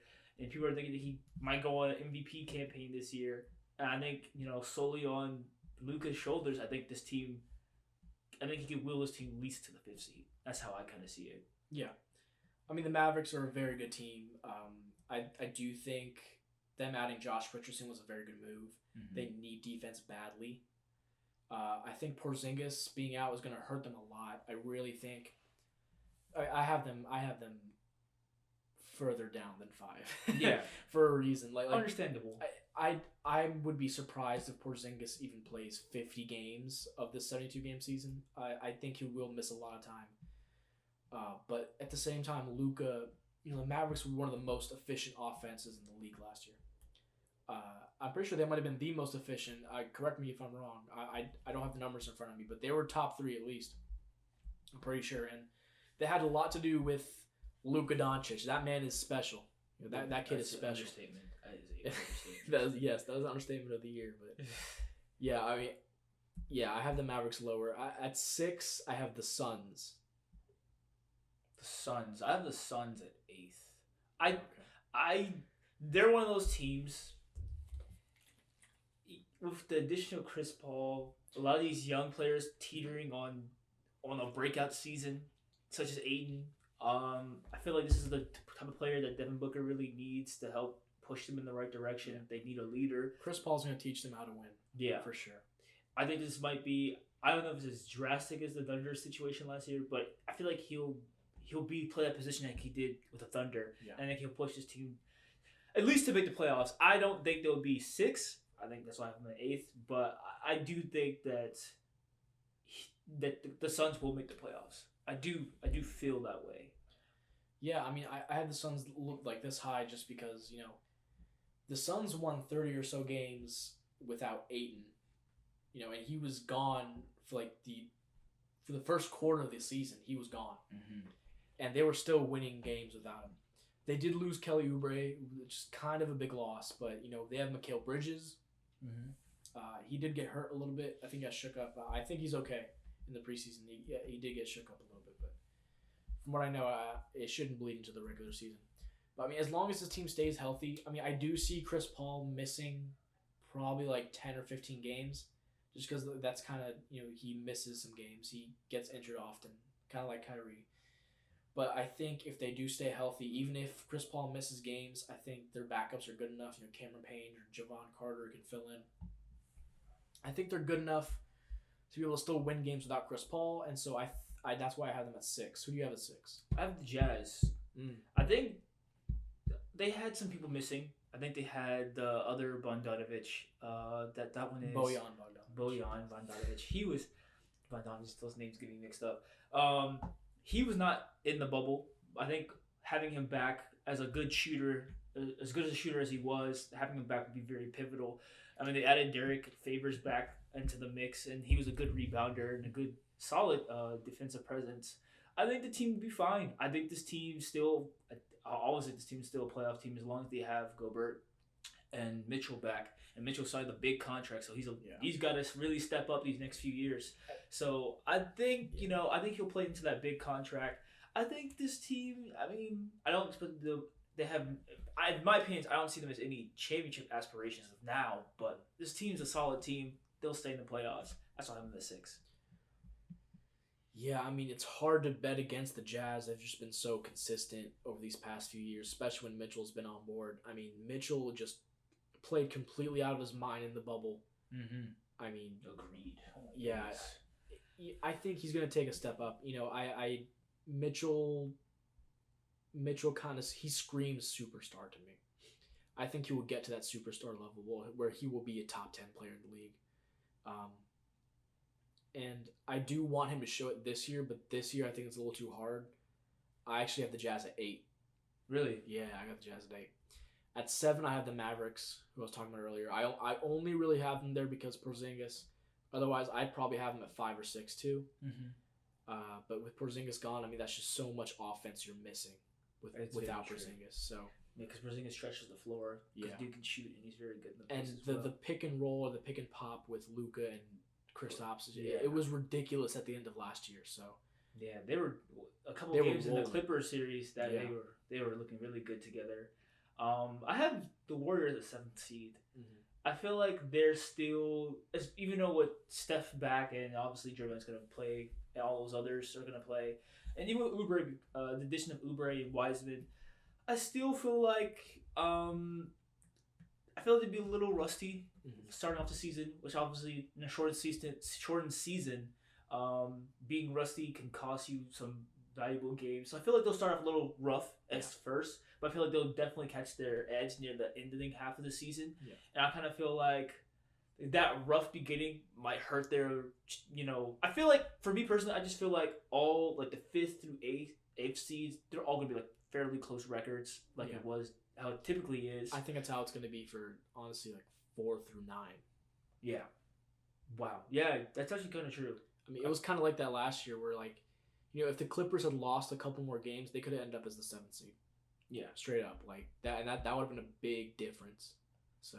Yeah, I feel like, but just going on that point, I just feel like at least they're going to be, like, really close in records. But I like the Warriors. I think they'll, be a playoff team. I just don't think they'll start off super hot, but I think they'll catch a rhythm later on the season. And that's dangerous because the West is a bloodbath, man. Like, Agreed.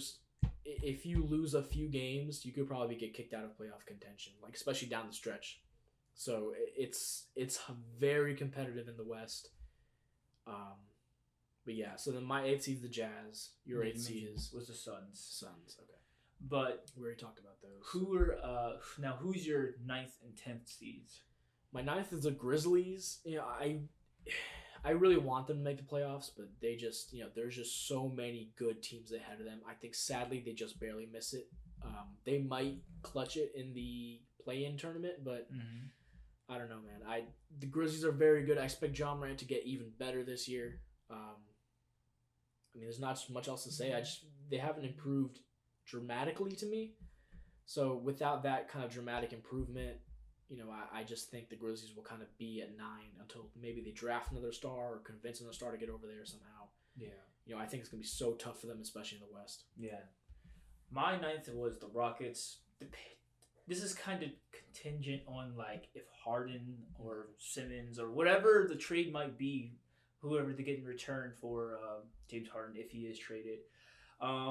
John Wall's a good player. If he plays anyway like he did in the preseason, I think they'll be fine. If they play Boogie Cousins the way they did in the preseason, I think they'll be okay. Christian Wood's a solid player. He's 6'10". He plays forward. That's height. The Rockets haven't had that in feels like forever. Yeah. I feel like the team will be okay minus Harden, but they're not a playoff team. I think they'll miss out. But yeah, I just feel like that's how I feel about the Rockets. Like I'm not gonna say they're the worst team after Harden leaves or if he leaves or whatever the situation is. I just feel like they just won't play as hard or won't be in a position to make the playoffs because the West is already hard enough. Yeah, I've got the Rockets at 10, and I agree with a lot of your points. I think that it's very contingent on James Harden leaving or being traded. Mm-hmm. If he's traded, I could see it, and if it's by the deadline, then that's kind of the way I see the Rockets getting the 10th seed. Otherwise, I don't know. I don't even know if they'd make the 10. But John Wall, if he continues to stay healthy and plays very well, they could be in the 10th seed, like in contention to be in a play-in tournament. Yeah, it's all going to be on John Wall and DeMarcus Cousins' health. If they're healthy and without James Harden, they could maybe get to 10, but I don't see him going any higher than this without James Harden. If he stays the whole season, he actually is convinced to play. I could see maybe the Rockets climbing to 6 or 7, because I'm not sure if they'd start super hot. They have to build a lot of chemistry, which they didn't do in the preseason much of because Harden wasn't really there. Yeah, he was training. At a certain club with little baby. I guess it's really the Rockets are a very strange situation. Yes, because I feel like the Rockets are a team that I can switch with. Maybe not for mine, but the Mavericks and the Rockets can switch because with the injury Porzingis being him possibly out for a long period of time. And the Rockets, if they can, like you said, convince James Harden to just really start playing again, the Rockets could slide back into the playoff mix, and the Mavericks, with the loss of Porzingis, could really hurt their chances as well. Yeah. Who's your 10th? Well, you said the Rockets were your 10th. Yeah. Who's your 10th? My 10th was the Pelicans. Ooh, yeah, the Grizzlies going 11 or lower? I like the Grizzlies more than the Pelicans, but the Pelicans have a lot of explosive players, and I feel like if Zion stays healthy, it's not that hot of a take. If Zion stays healthy, if he's healthy, I feel like he can that team can push into contention. Mm-hmm. But I'm not super crazy about having them 10th. I don't know. I just feel like I think they're going to be a slightly better team to the Grizzlies. Didn't they beat the Grizzlies when they matched up a couple times last year? I don't know off the top of my head the stats with that. I think between the two teams, I think the Pelicans won the season series, or they might have tied her. But I just feel like between the two teams, as much as I like the Grizzlies, it's just Ja Morant on the team. I mean, Brandon Clark's solid. Jaren Jackson's solid, yeah. But I mean, if Lonzo plays well, like I not hope, but plays well. If he plays well, if Eric Bledsoe plays any way he did before, going on that strange slump, if Zion's healthy, if Brandon Ingram pretty much continues what he does and just continues to improve, the team can be solid. So I said definitely look out for that. I don't know if they're 10 worthy, but I'll have them 10th. Okay. I mean, for the Grizzlies, I think that, I think their best, the best thing they did this offseason was definitely in the draft. I mean, they came in there with no first-round picks, and they left with, like, Desmond Bane, which is, like, he's very good. I don't know why he slipped so far, but, yeah, I mean, I just think that they have a shot. I wouldn't pick them out of contention. For the Pelicans, you're kind of betting on, are they going to gain more with Zion than they have lost with Drew Holiday? Is the net gain, is it positive or negative? Because if Zion does play the full season, I could see them taking 10. But if he doesn't, if he misses a few games, I don't think that, without Drew Holiday, they'll make it there. But I do see why you have them there. And they do lack a leader. I do agree with that statement. Yeah. Because Drew Holiday they're definitely their unspoken leader last year. So without him, and without, just the playing of the Pelicans, if they just lack any energy, I think they could be in trouble. Yeah. And miss out on the play-in. All right. So that's it for the NBA. We had a lot of stuff to go over for the NBA because the season's about to start. But, yeah, we're going to hop into the NFL now. All right, so we are finally jumping into the NFL. It's been a while. It's been a long time coming. It's kind of been a long podcast, but we're not doing one next week, so this is a little extra, for next week as well. Please, everyone, enjoy your Christmas and happy holidays. Happy holidays in general. All righty, we will be back the following week though. So, first thing on the show notes in the NFL: are the Steelers frauds? Are they pretenders or are they contenders? It's a very strange situation.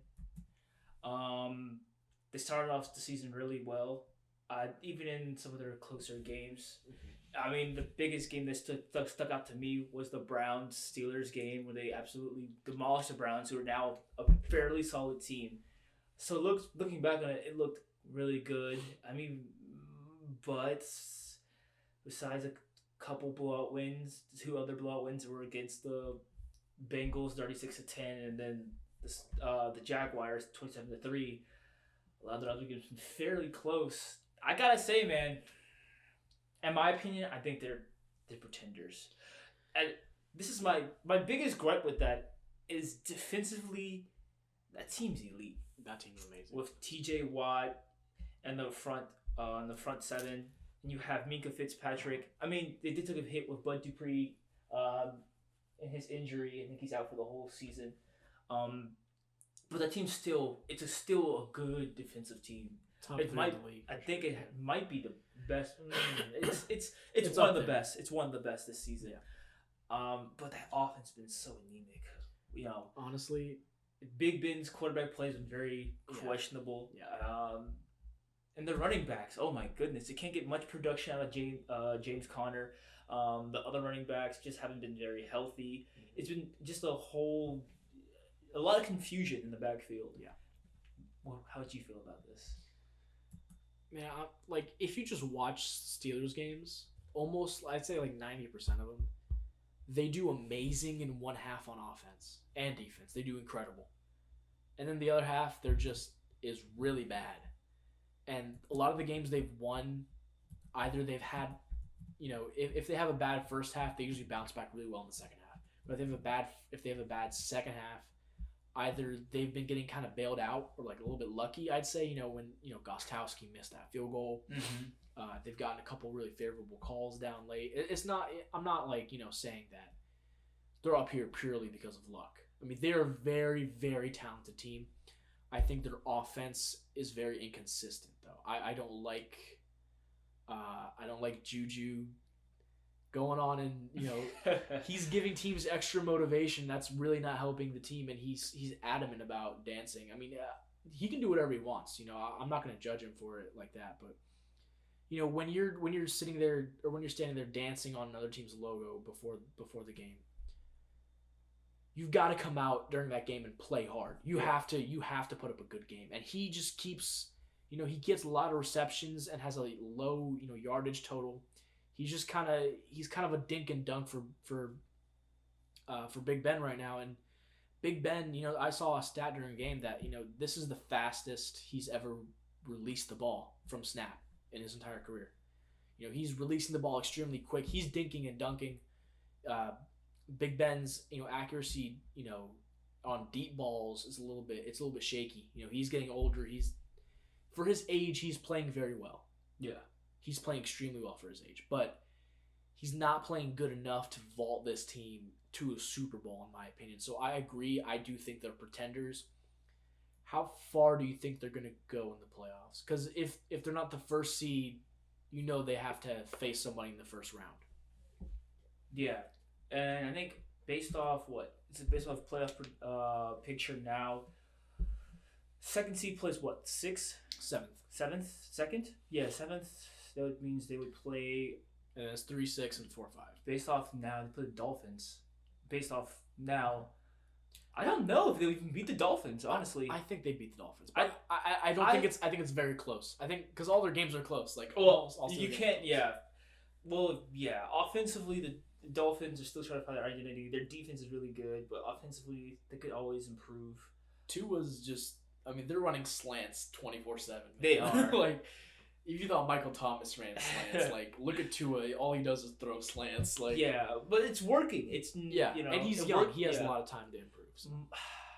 They'll probably make it to the second round, but I think after that they'll be probably done.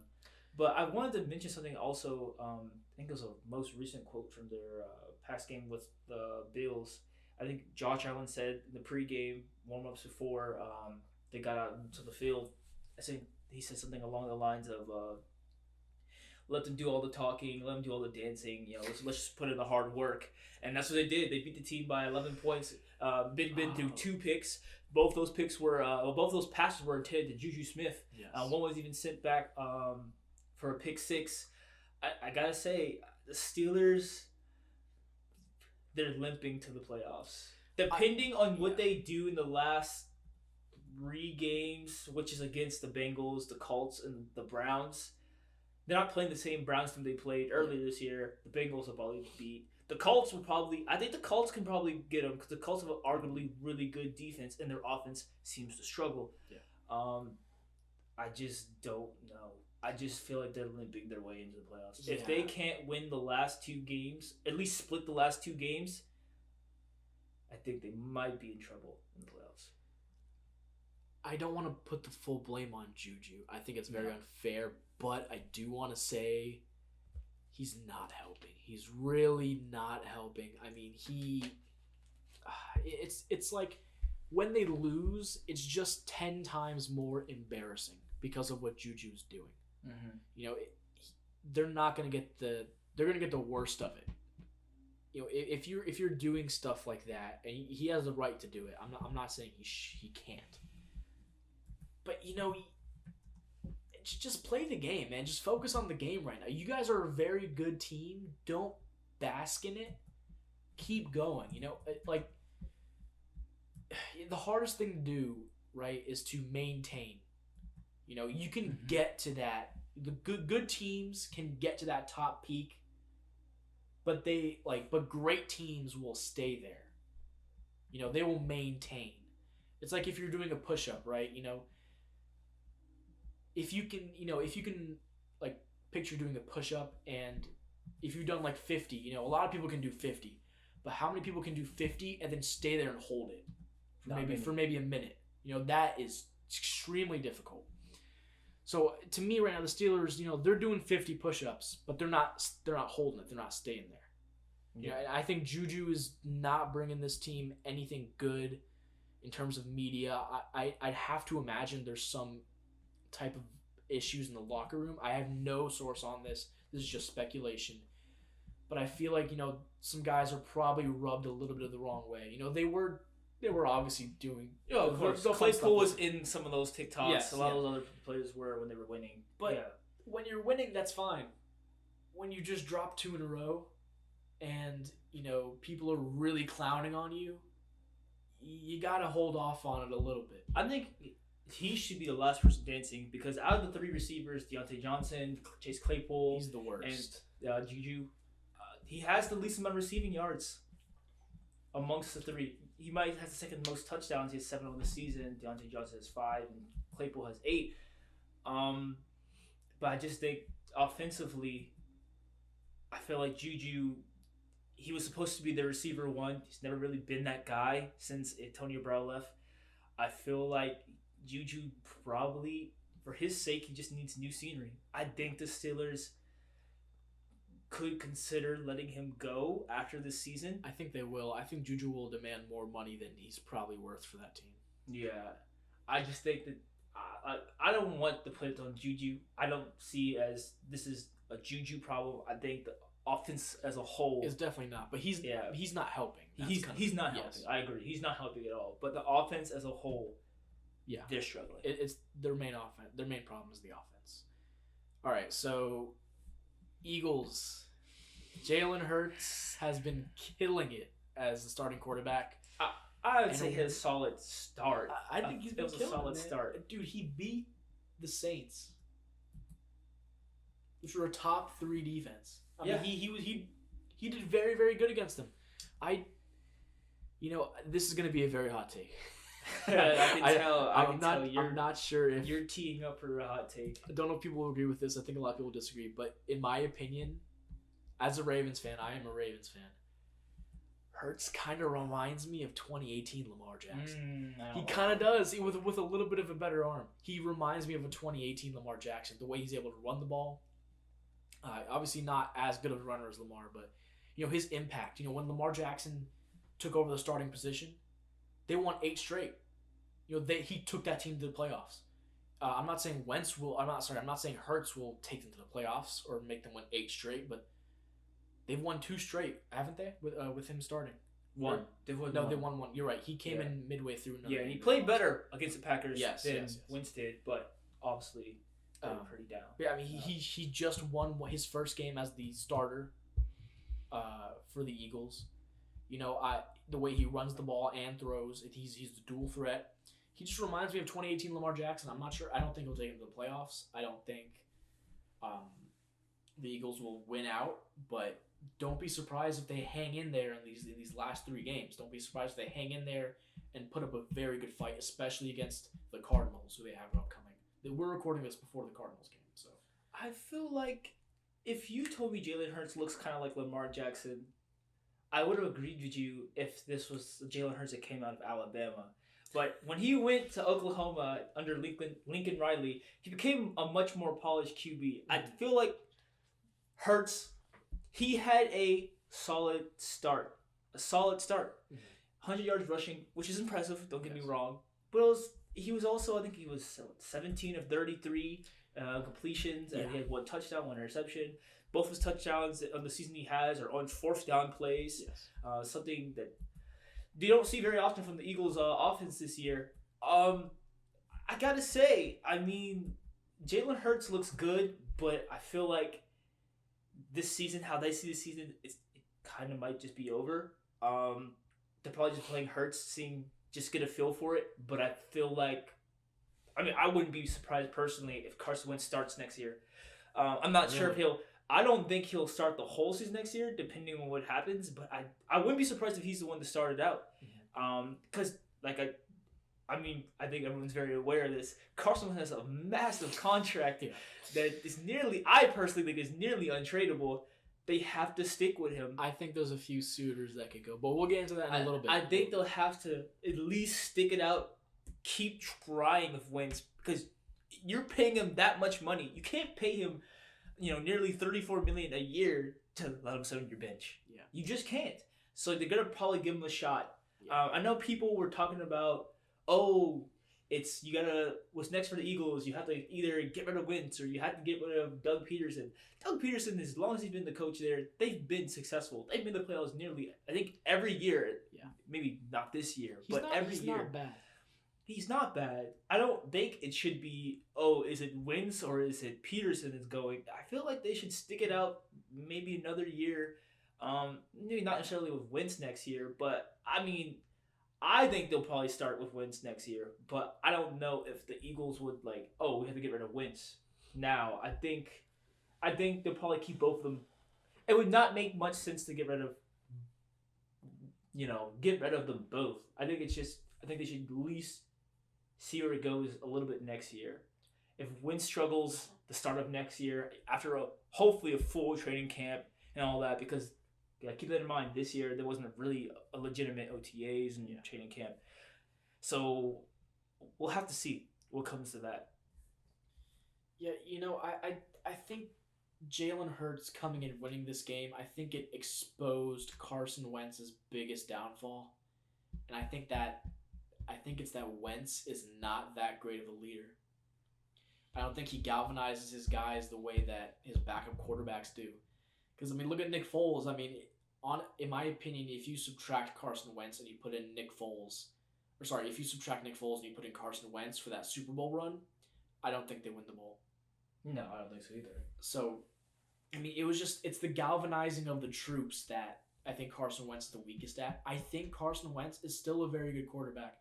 I think his issue this year, he's trying to play hero ball.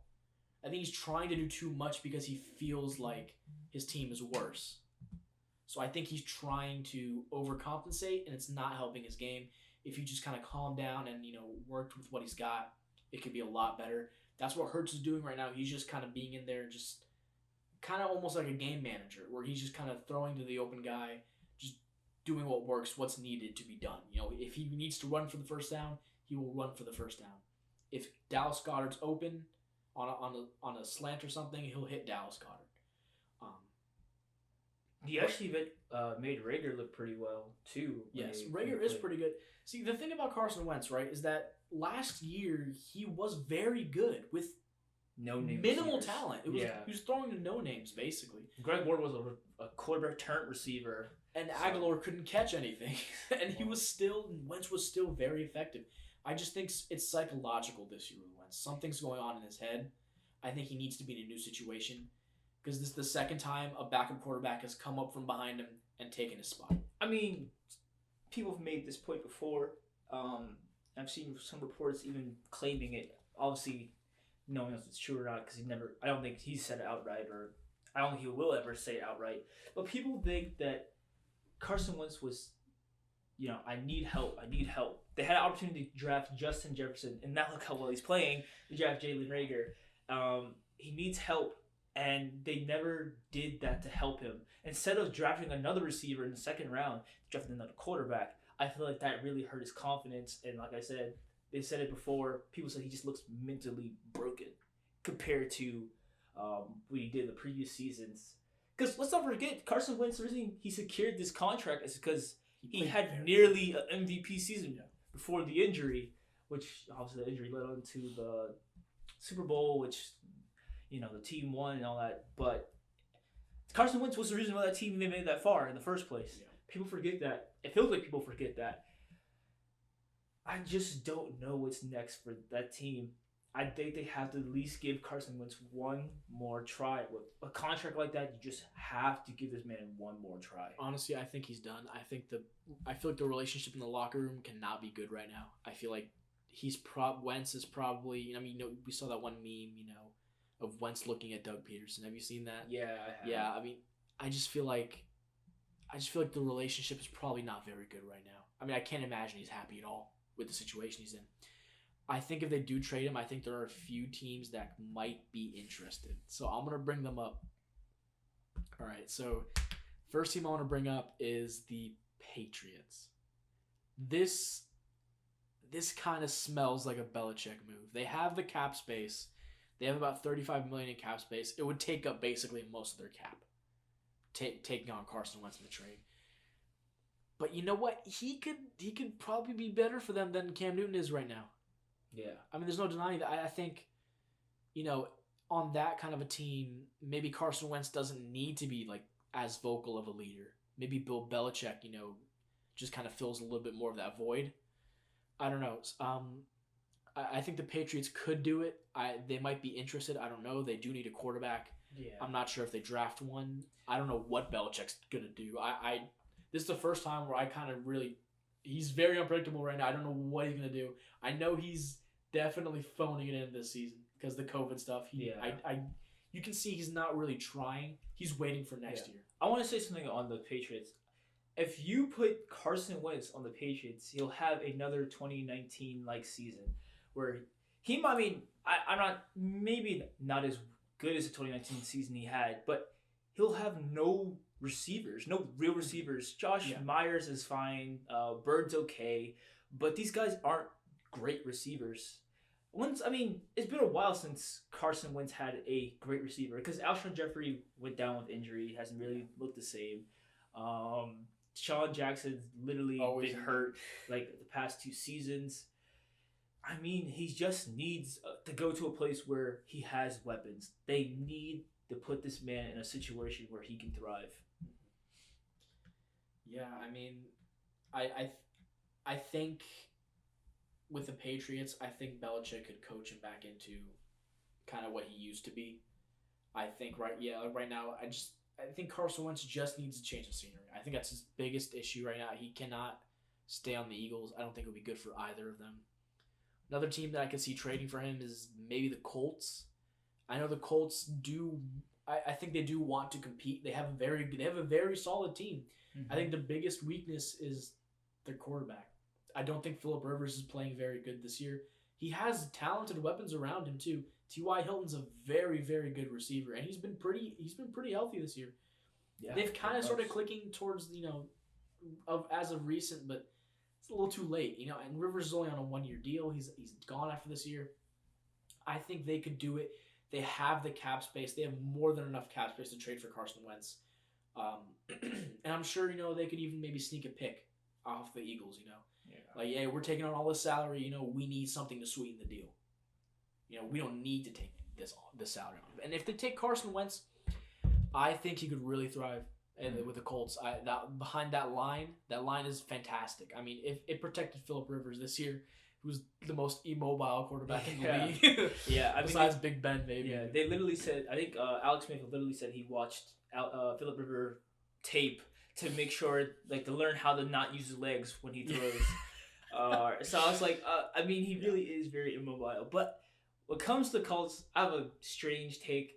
If I were the Colts, they're in such a good position to go take a leap to be a championship team.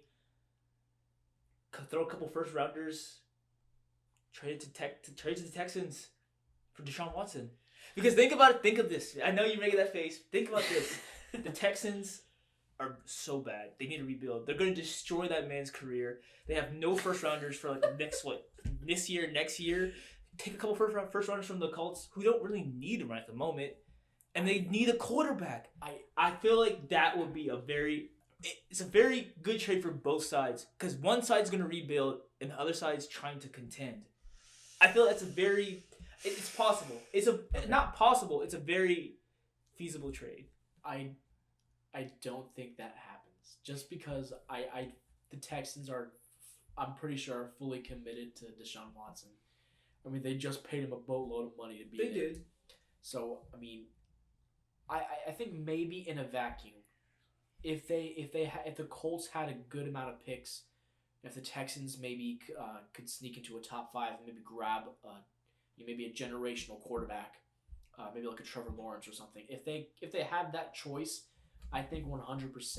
I think I could see that happening where they trade Deshaun Watson if they're in the position to draft a quarterback like that, because at that point you'd be paying the quarterback on a rookie salary. You could, pay more money for those positions around him to make the team better, and then you could actually go on to try and win. And that's kind of, I feel like it's a lot of teams' championship windows is before their quarterback gets paid. Before they pay their quarterback and before they pay their running back, if they pay their running back, which the history says you shouldn't. So yeah, well, Todd Gurley, I don't want to pinpoint on him, but as recent history, Todd Gurley's definitely David Johnson. Yeah, it's definitely hurt a lot of people's Christian McCaffrey opinions. hasn't done much this year. Even though I do think he's worth the money, he hasn't. Yeah. He's been injured. Okay, 2 more teams I think that could trade for Carson Wentz. We'll wrap up this in a second. Broncos. This smells like a Broncos move. I really think that if they decide to give up on Drew Lock, which I don't think they should do just yet, I think they should give him another year. I have a comment to make on that later. Okay. I'll make a comment later, but I'll let you finish. I think they should give Drew Lock 1 more year to get it sorted out. If he can't, then he should be gone. But I feel like the Broncos could talk themselves into this. I really think they could talk themselves into this. They have the cap space to do it. They just need to move around a couple of contracts. But they could do it. And honestly, I think he'd be very good. I think Carson Wentz would do very good on that team as well. They have Noah Fant. They have him. What's his face? Cortland Sutton. KJ Hamler. KJ Hamler. And they have Jerry Jeudy. They have a lot of weapons. Yes, they have a lot of weapons. That Drew Lock keeps overthrowing and underthrowing. I think with Carson Wentz, that's a non-issue. The line is very good for the most part. Yeah, I mean, I just think this would be a great situation for Carson Wentz. I'm not sure if the Broncos would do it, but I don't know. There's a feeling I got. I feel like the Broncos or the Colts are gonna, they're gonna take a punt on this one. Just try it out, Yeah, there's 2 things I would say. Okay. You made a statement that Carson Wentz would have no problem overthrowing them. I think Carson Wentz leads the NFL in most inaccurate throws this season. So I would just say to get that out there. Okay, that's a but that's opinion. That's a psychological issue. Because he's been a very accurate quarterback prior to that. So I'll let that be. But also Drew Lock, a quote from him himself has talked him out of being a franchise quarterback for any team, in my opinion. When your starting quarterback, the person you claim that you want to be the franchise quarterback, says, I don't know if it's a direct quote, but the quote was along the line of, like, half the time I throw the ball, even I'm like, oh no. Like, your starting quarterback cannot be making comments like that.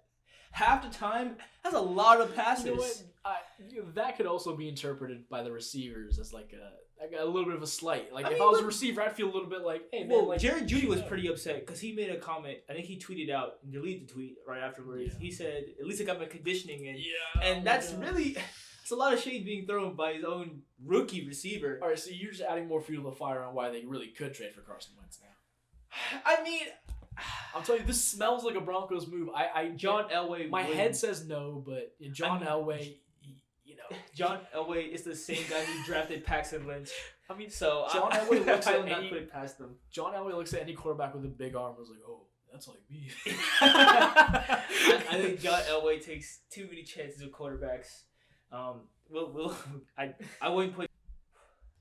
All right, so the final team that I think could really trade for Carson Wentz, I'd say probably the Detroit Lions.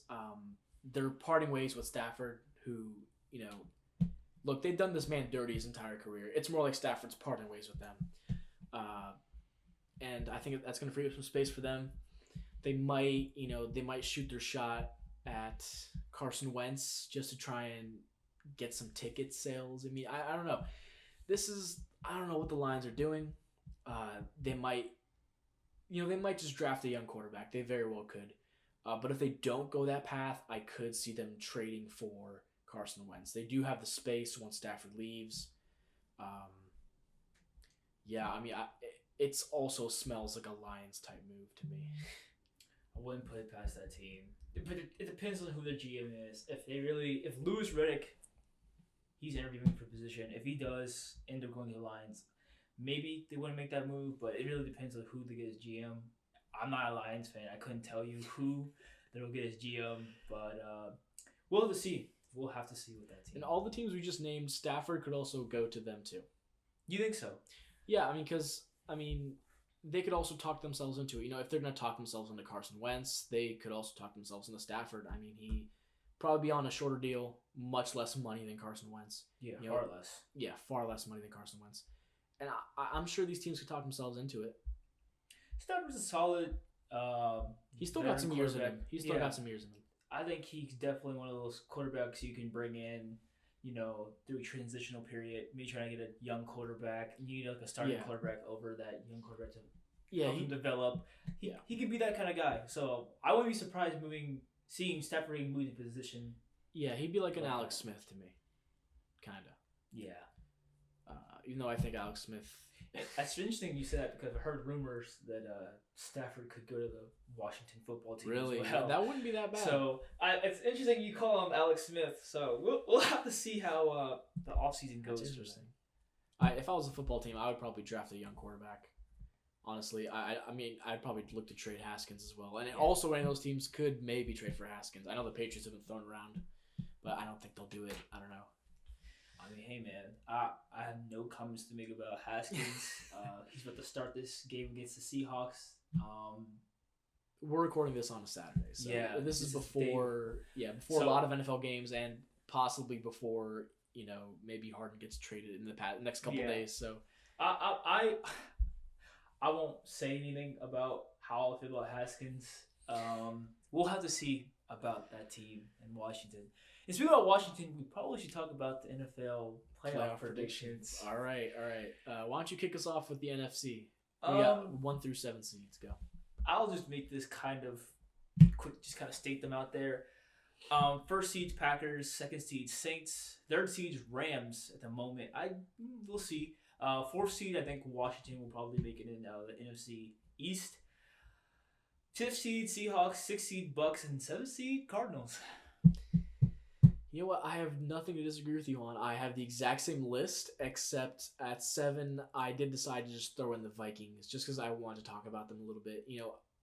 It is very possible that the Cardinals could lose this spot. It's very possible. They could lose out and the Vikings could win out. It's not out of the realm of possibility. The Cardinals, they've been so inconsistent this year. They probably will. They probably will secure that 7th spot. But I do want to shed light on the Vikings. They've been turning it on as of late. Now looking at the schedule of the Cardinals, they do play the Eagles, which they keyword is should win, I think. Man, it hurts magic, man. 49ers are playing after that, which that's an interesting one. Then the Rams. So it's not going to be a cakewalk. My biggest concern is Kyler got hurt for a short period of time, I think last game against the Giants. That team runs on Kyler Murray's legs. Yeah. If he's injured, if he gets hurt in any sort of way, that team's officially out of the playoffs. I think Kyler needs to throw it a little bit more to Hopkins. Is that something you agree with? Because I feel like every week I just see him throwing to no names. He just throws touchdowns to no names. I feel like he could target Hopkins a little Christian more. Kirk a no name. Okay, but Dan Arnold and yeah. Well, Dan Arnold literally he hasn't done anything all year. I kind of he keeps catching touchdowns, man. He does. The Vikings do have they do have kind of a little bit of a tough schedule as well, though. They have the Bears, the Saints, and the Lions. I do think they take the Bears easy.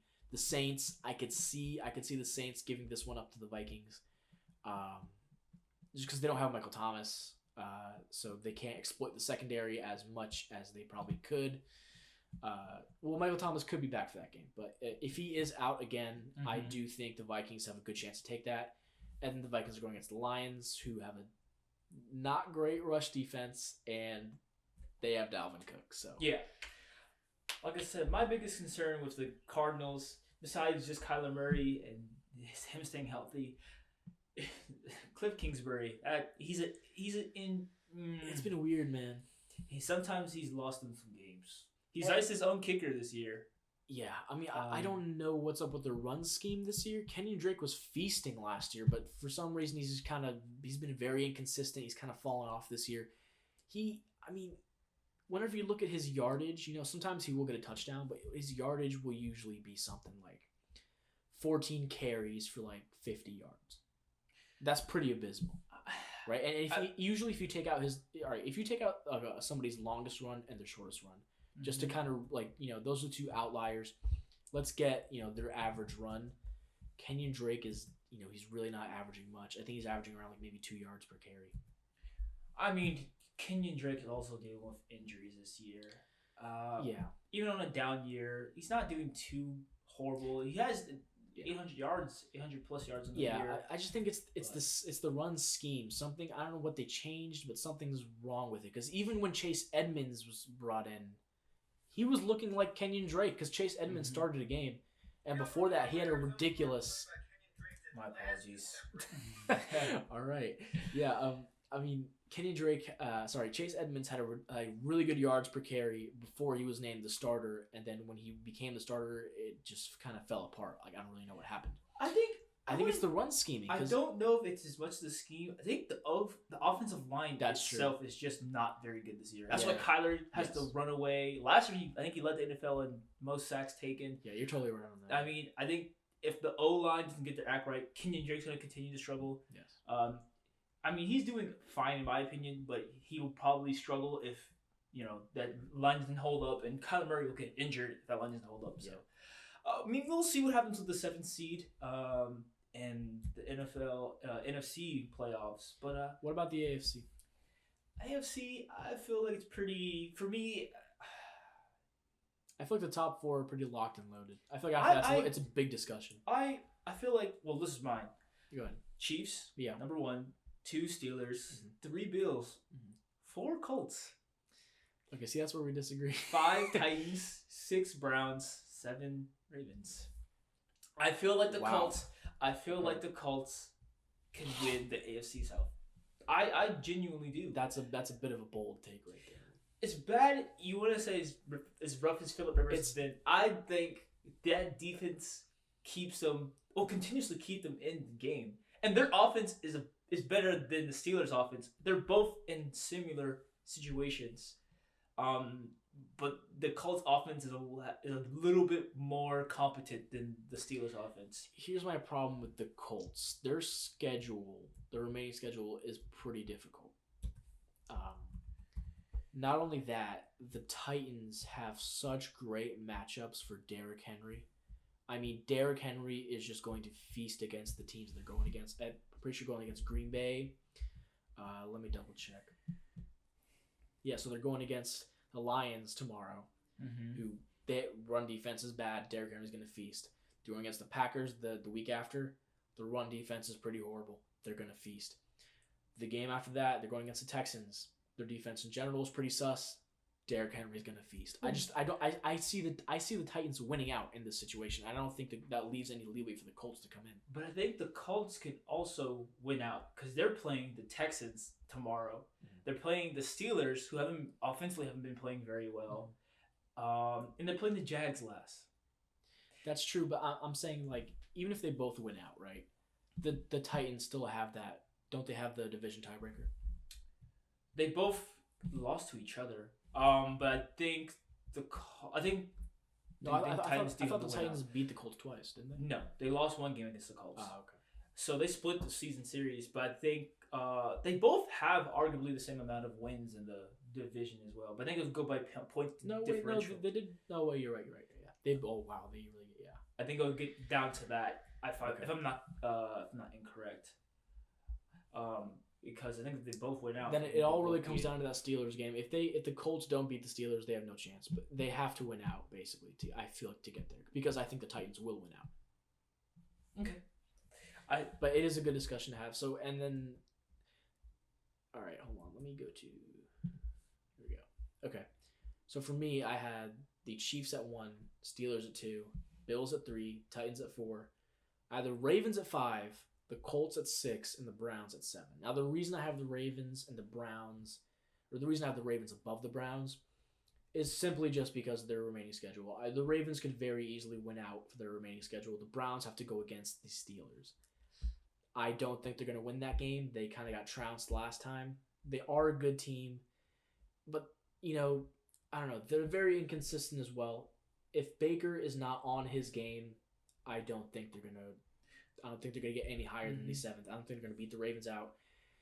And my problem is this Giants game they have tomorrow is a very losable game for them. I could very easily see them choking this game. I don't think they will in the end, but they very well could. Colt McCoy is starting again for the Giants tomorrow, right? Mm-hmm. Well, I think Daniel Jones. Because Myles Garrett was saying something about Colt McCoy. Yeah, because I think what's it called? The thing was Daniel Jones had a new leg injury. Yes. So which was dumb. They rushed him back way too fast from injury. But I will say this: the Giants kind of look better with Colt McCoy. I think Colt McCoy could do way better against this Browns defense than Daniel Jones would. I would put this on like an upset alert.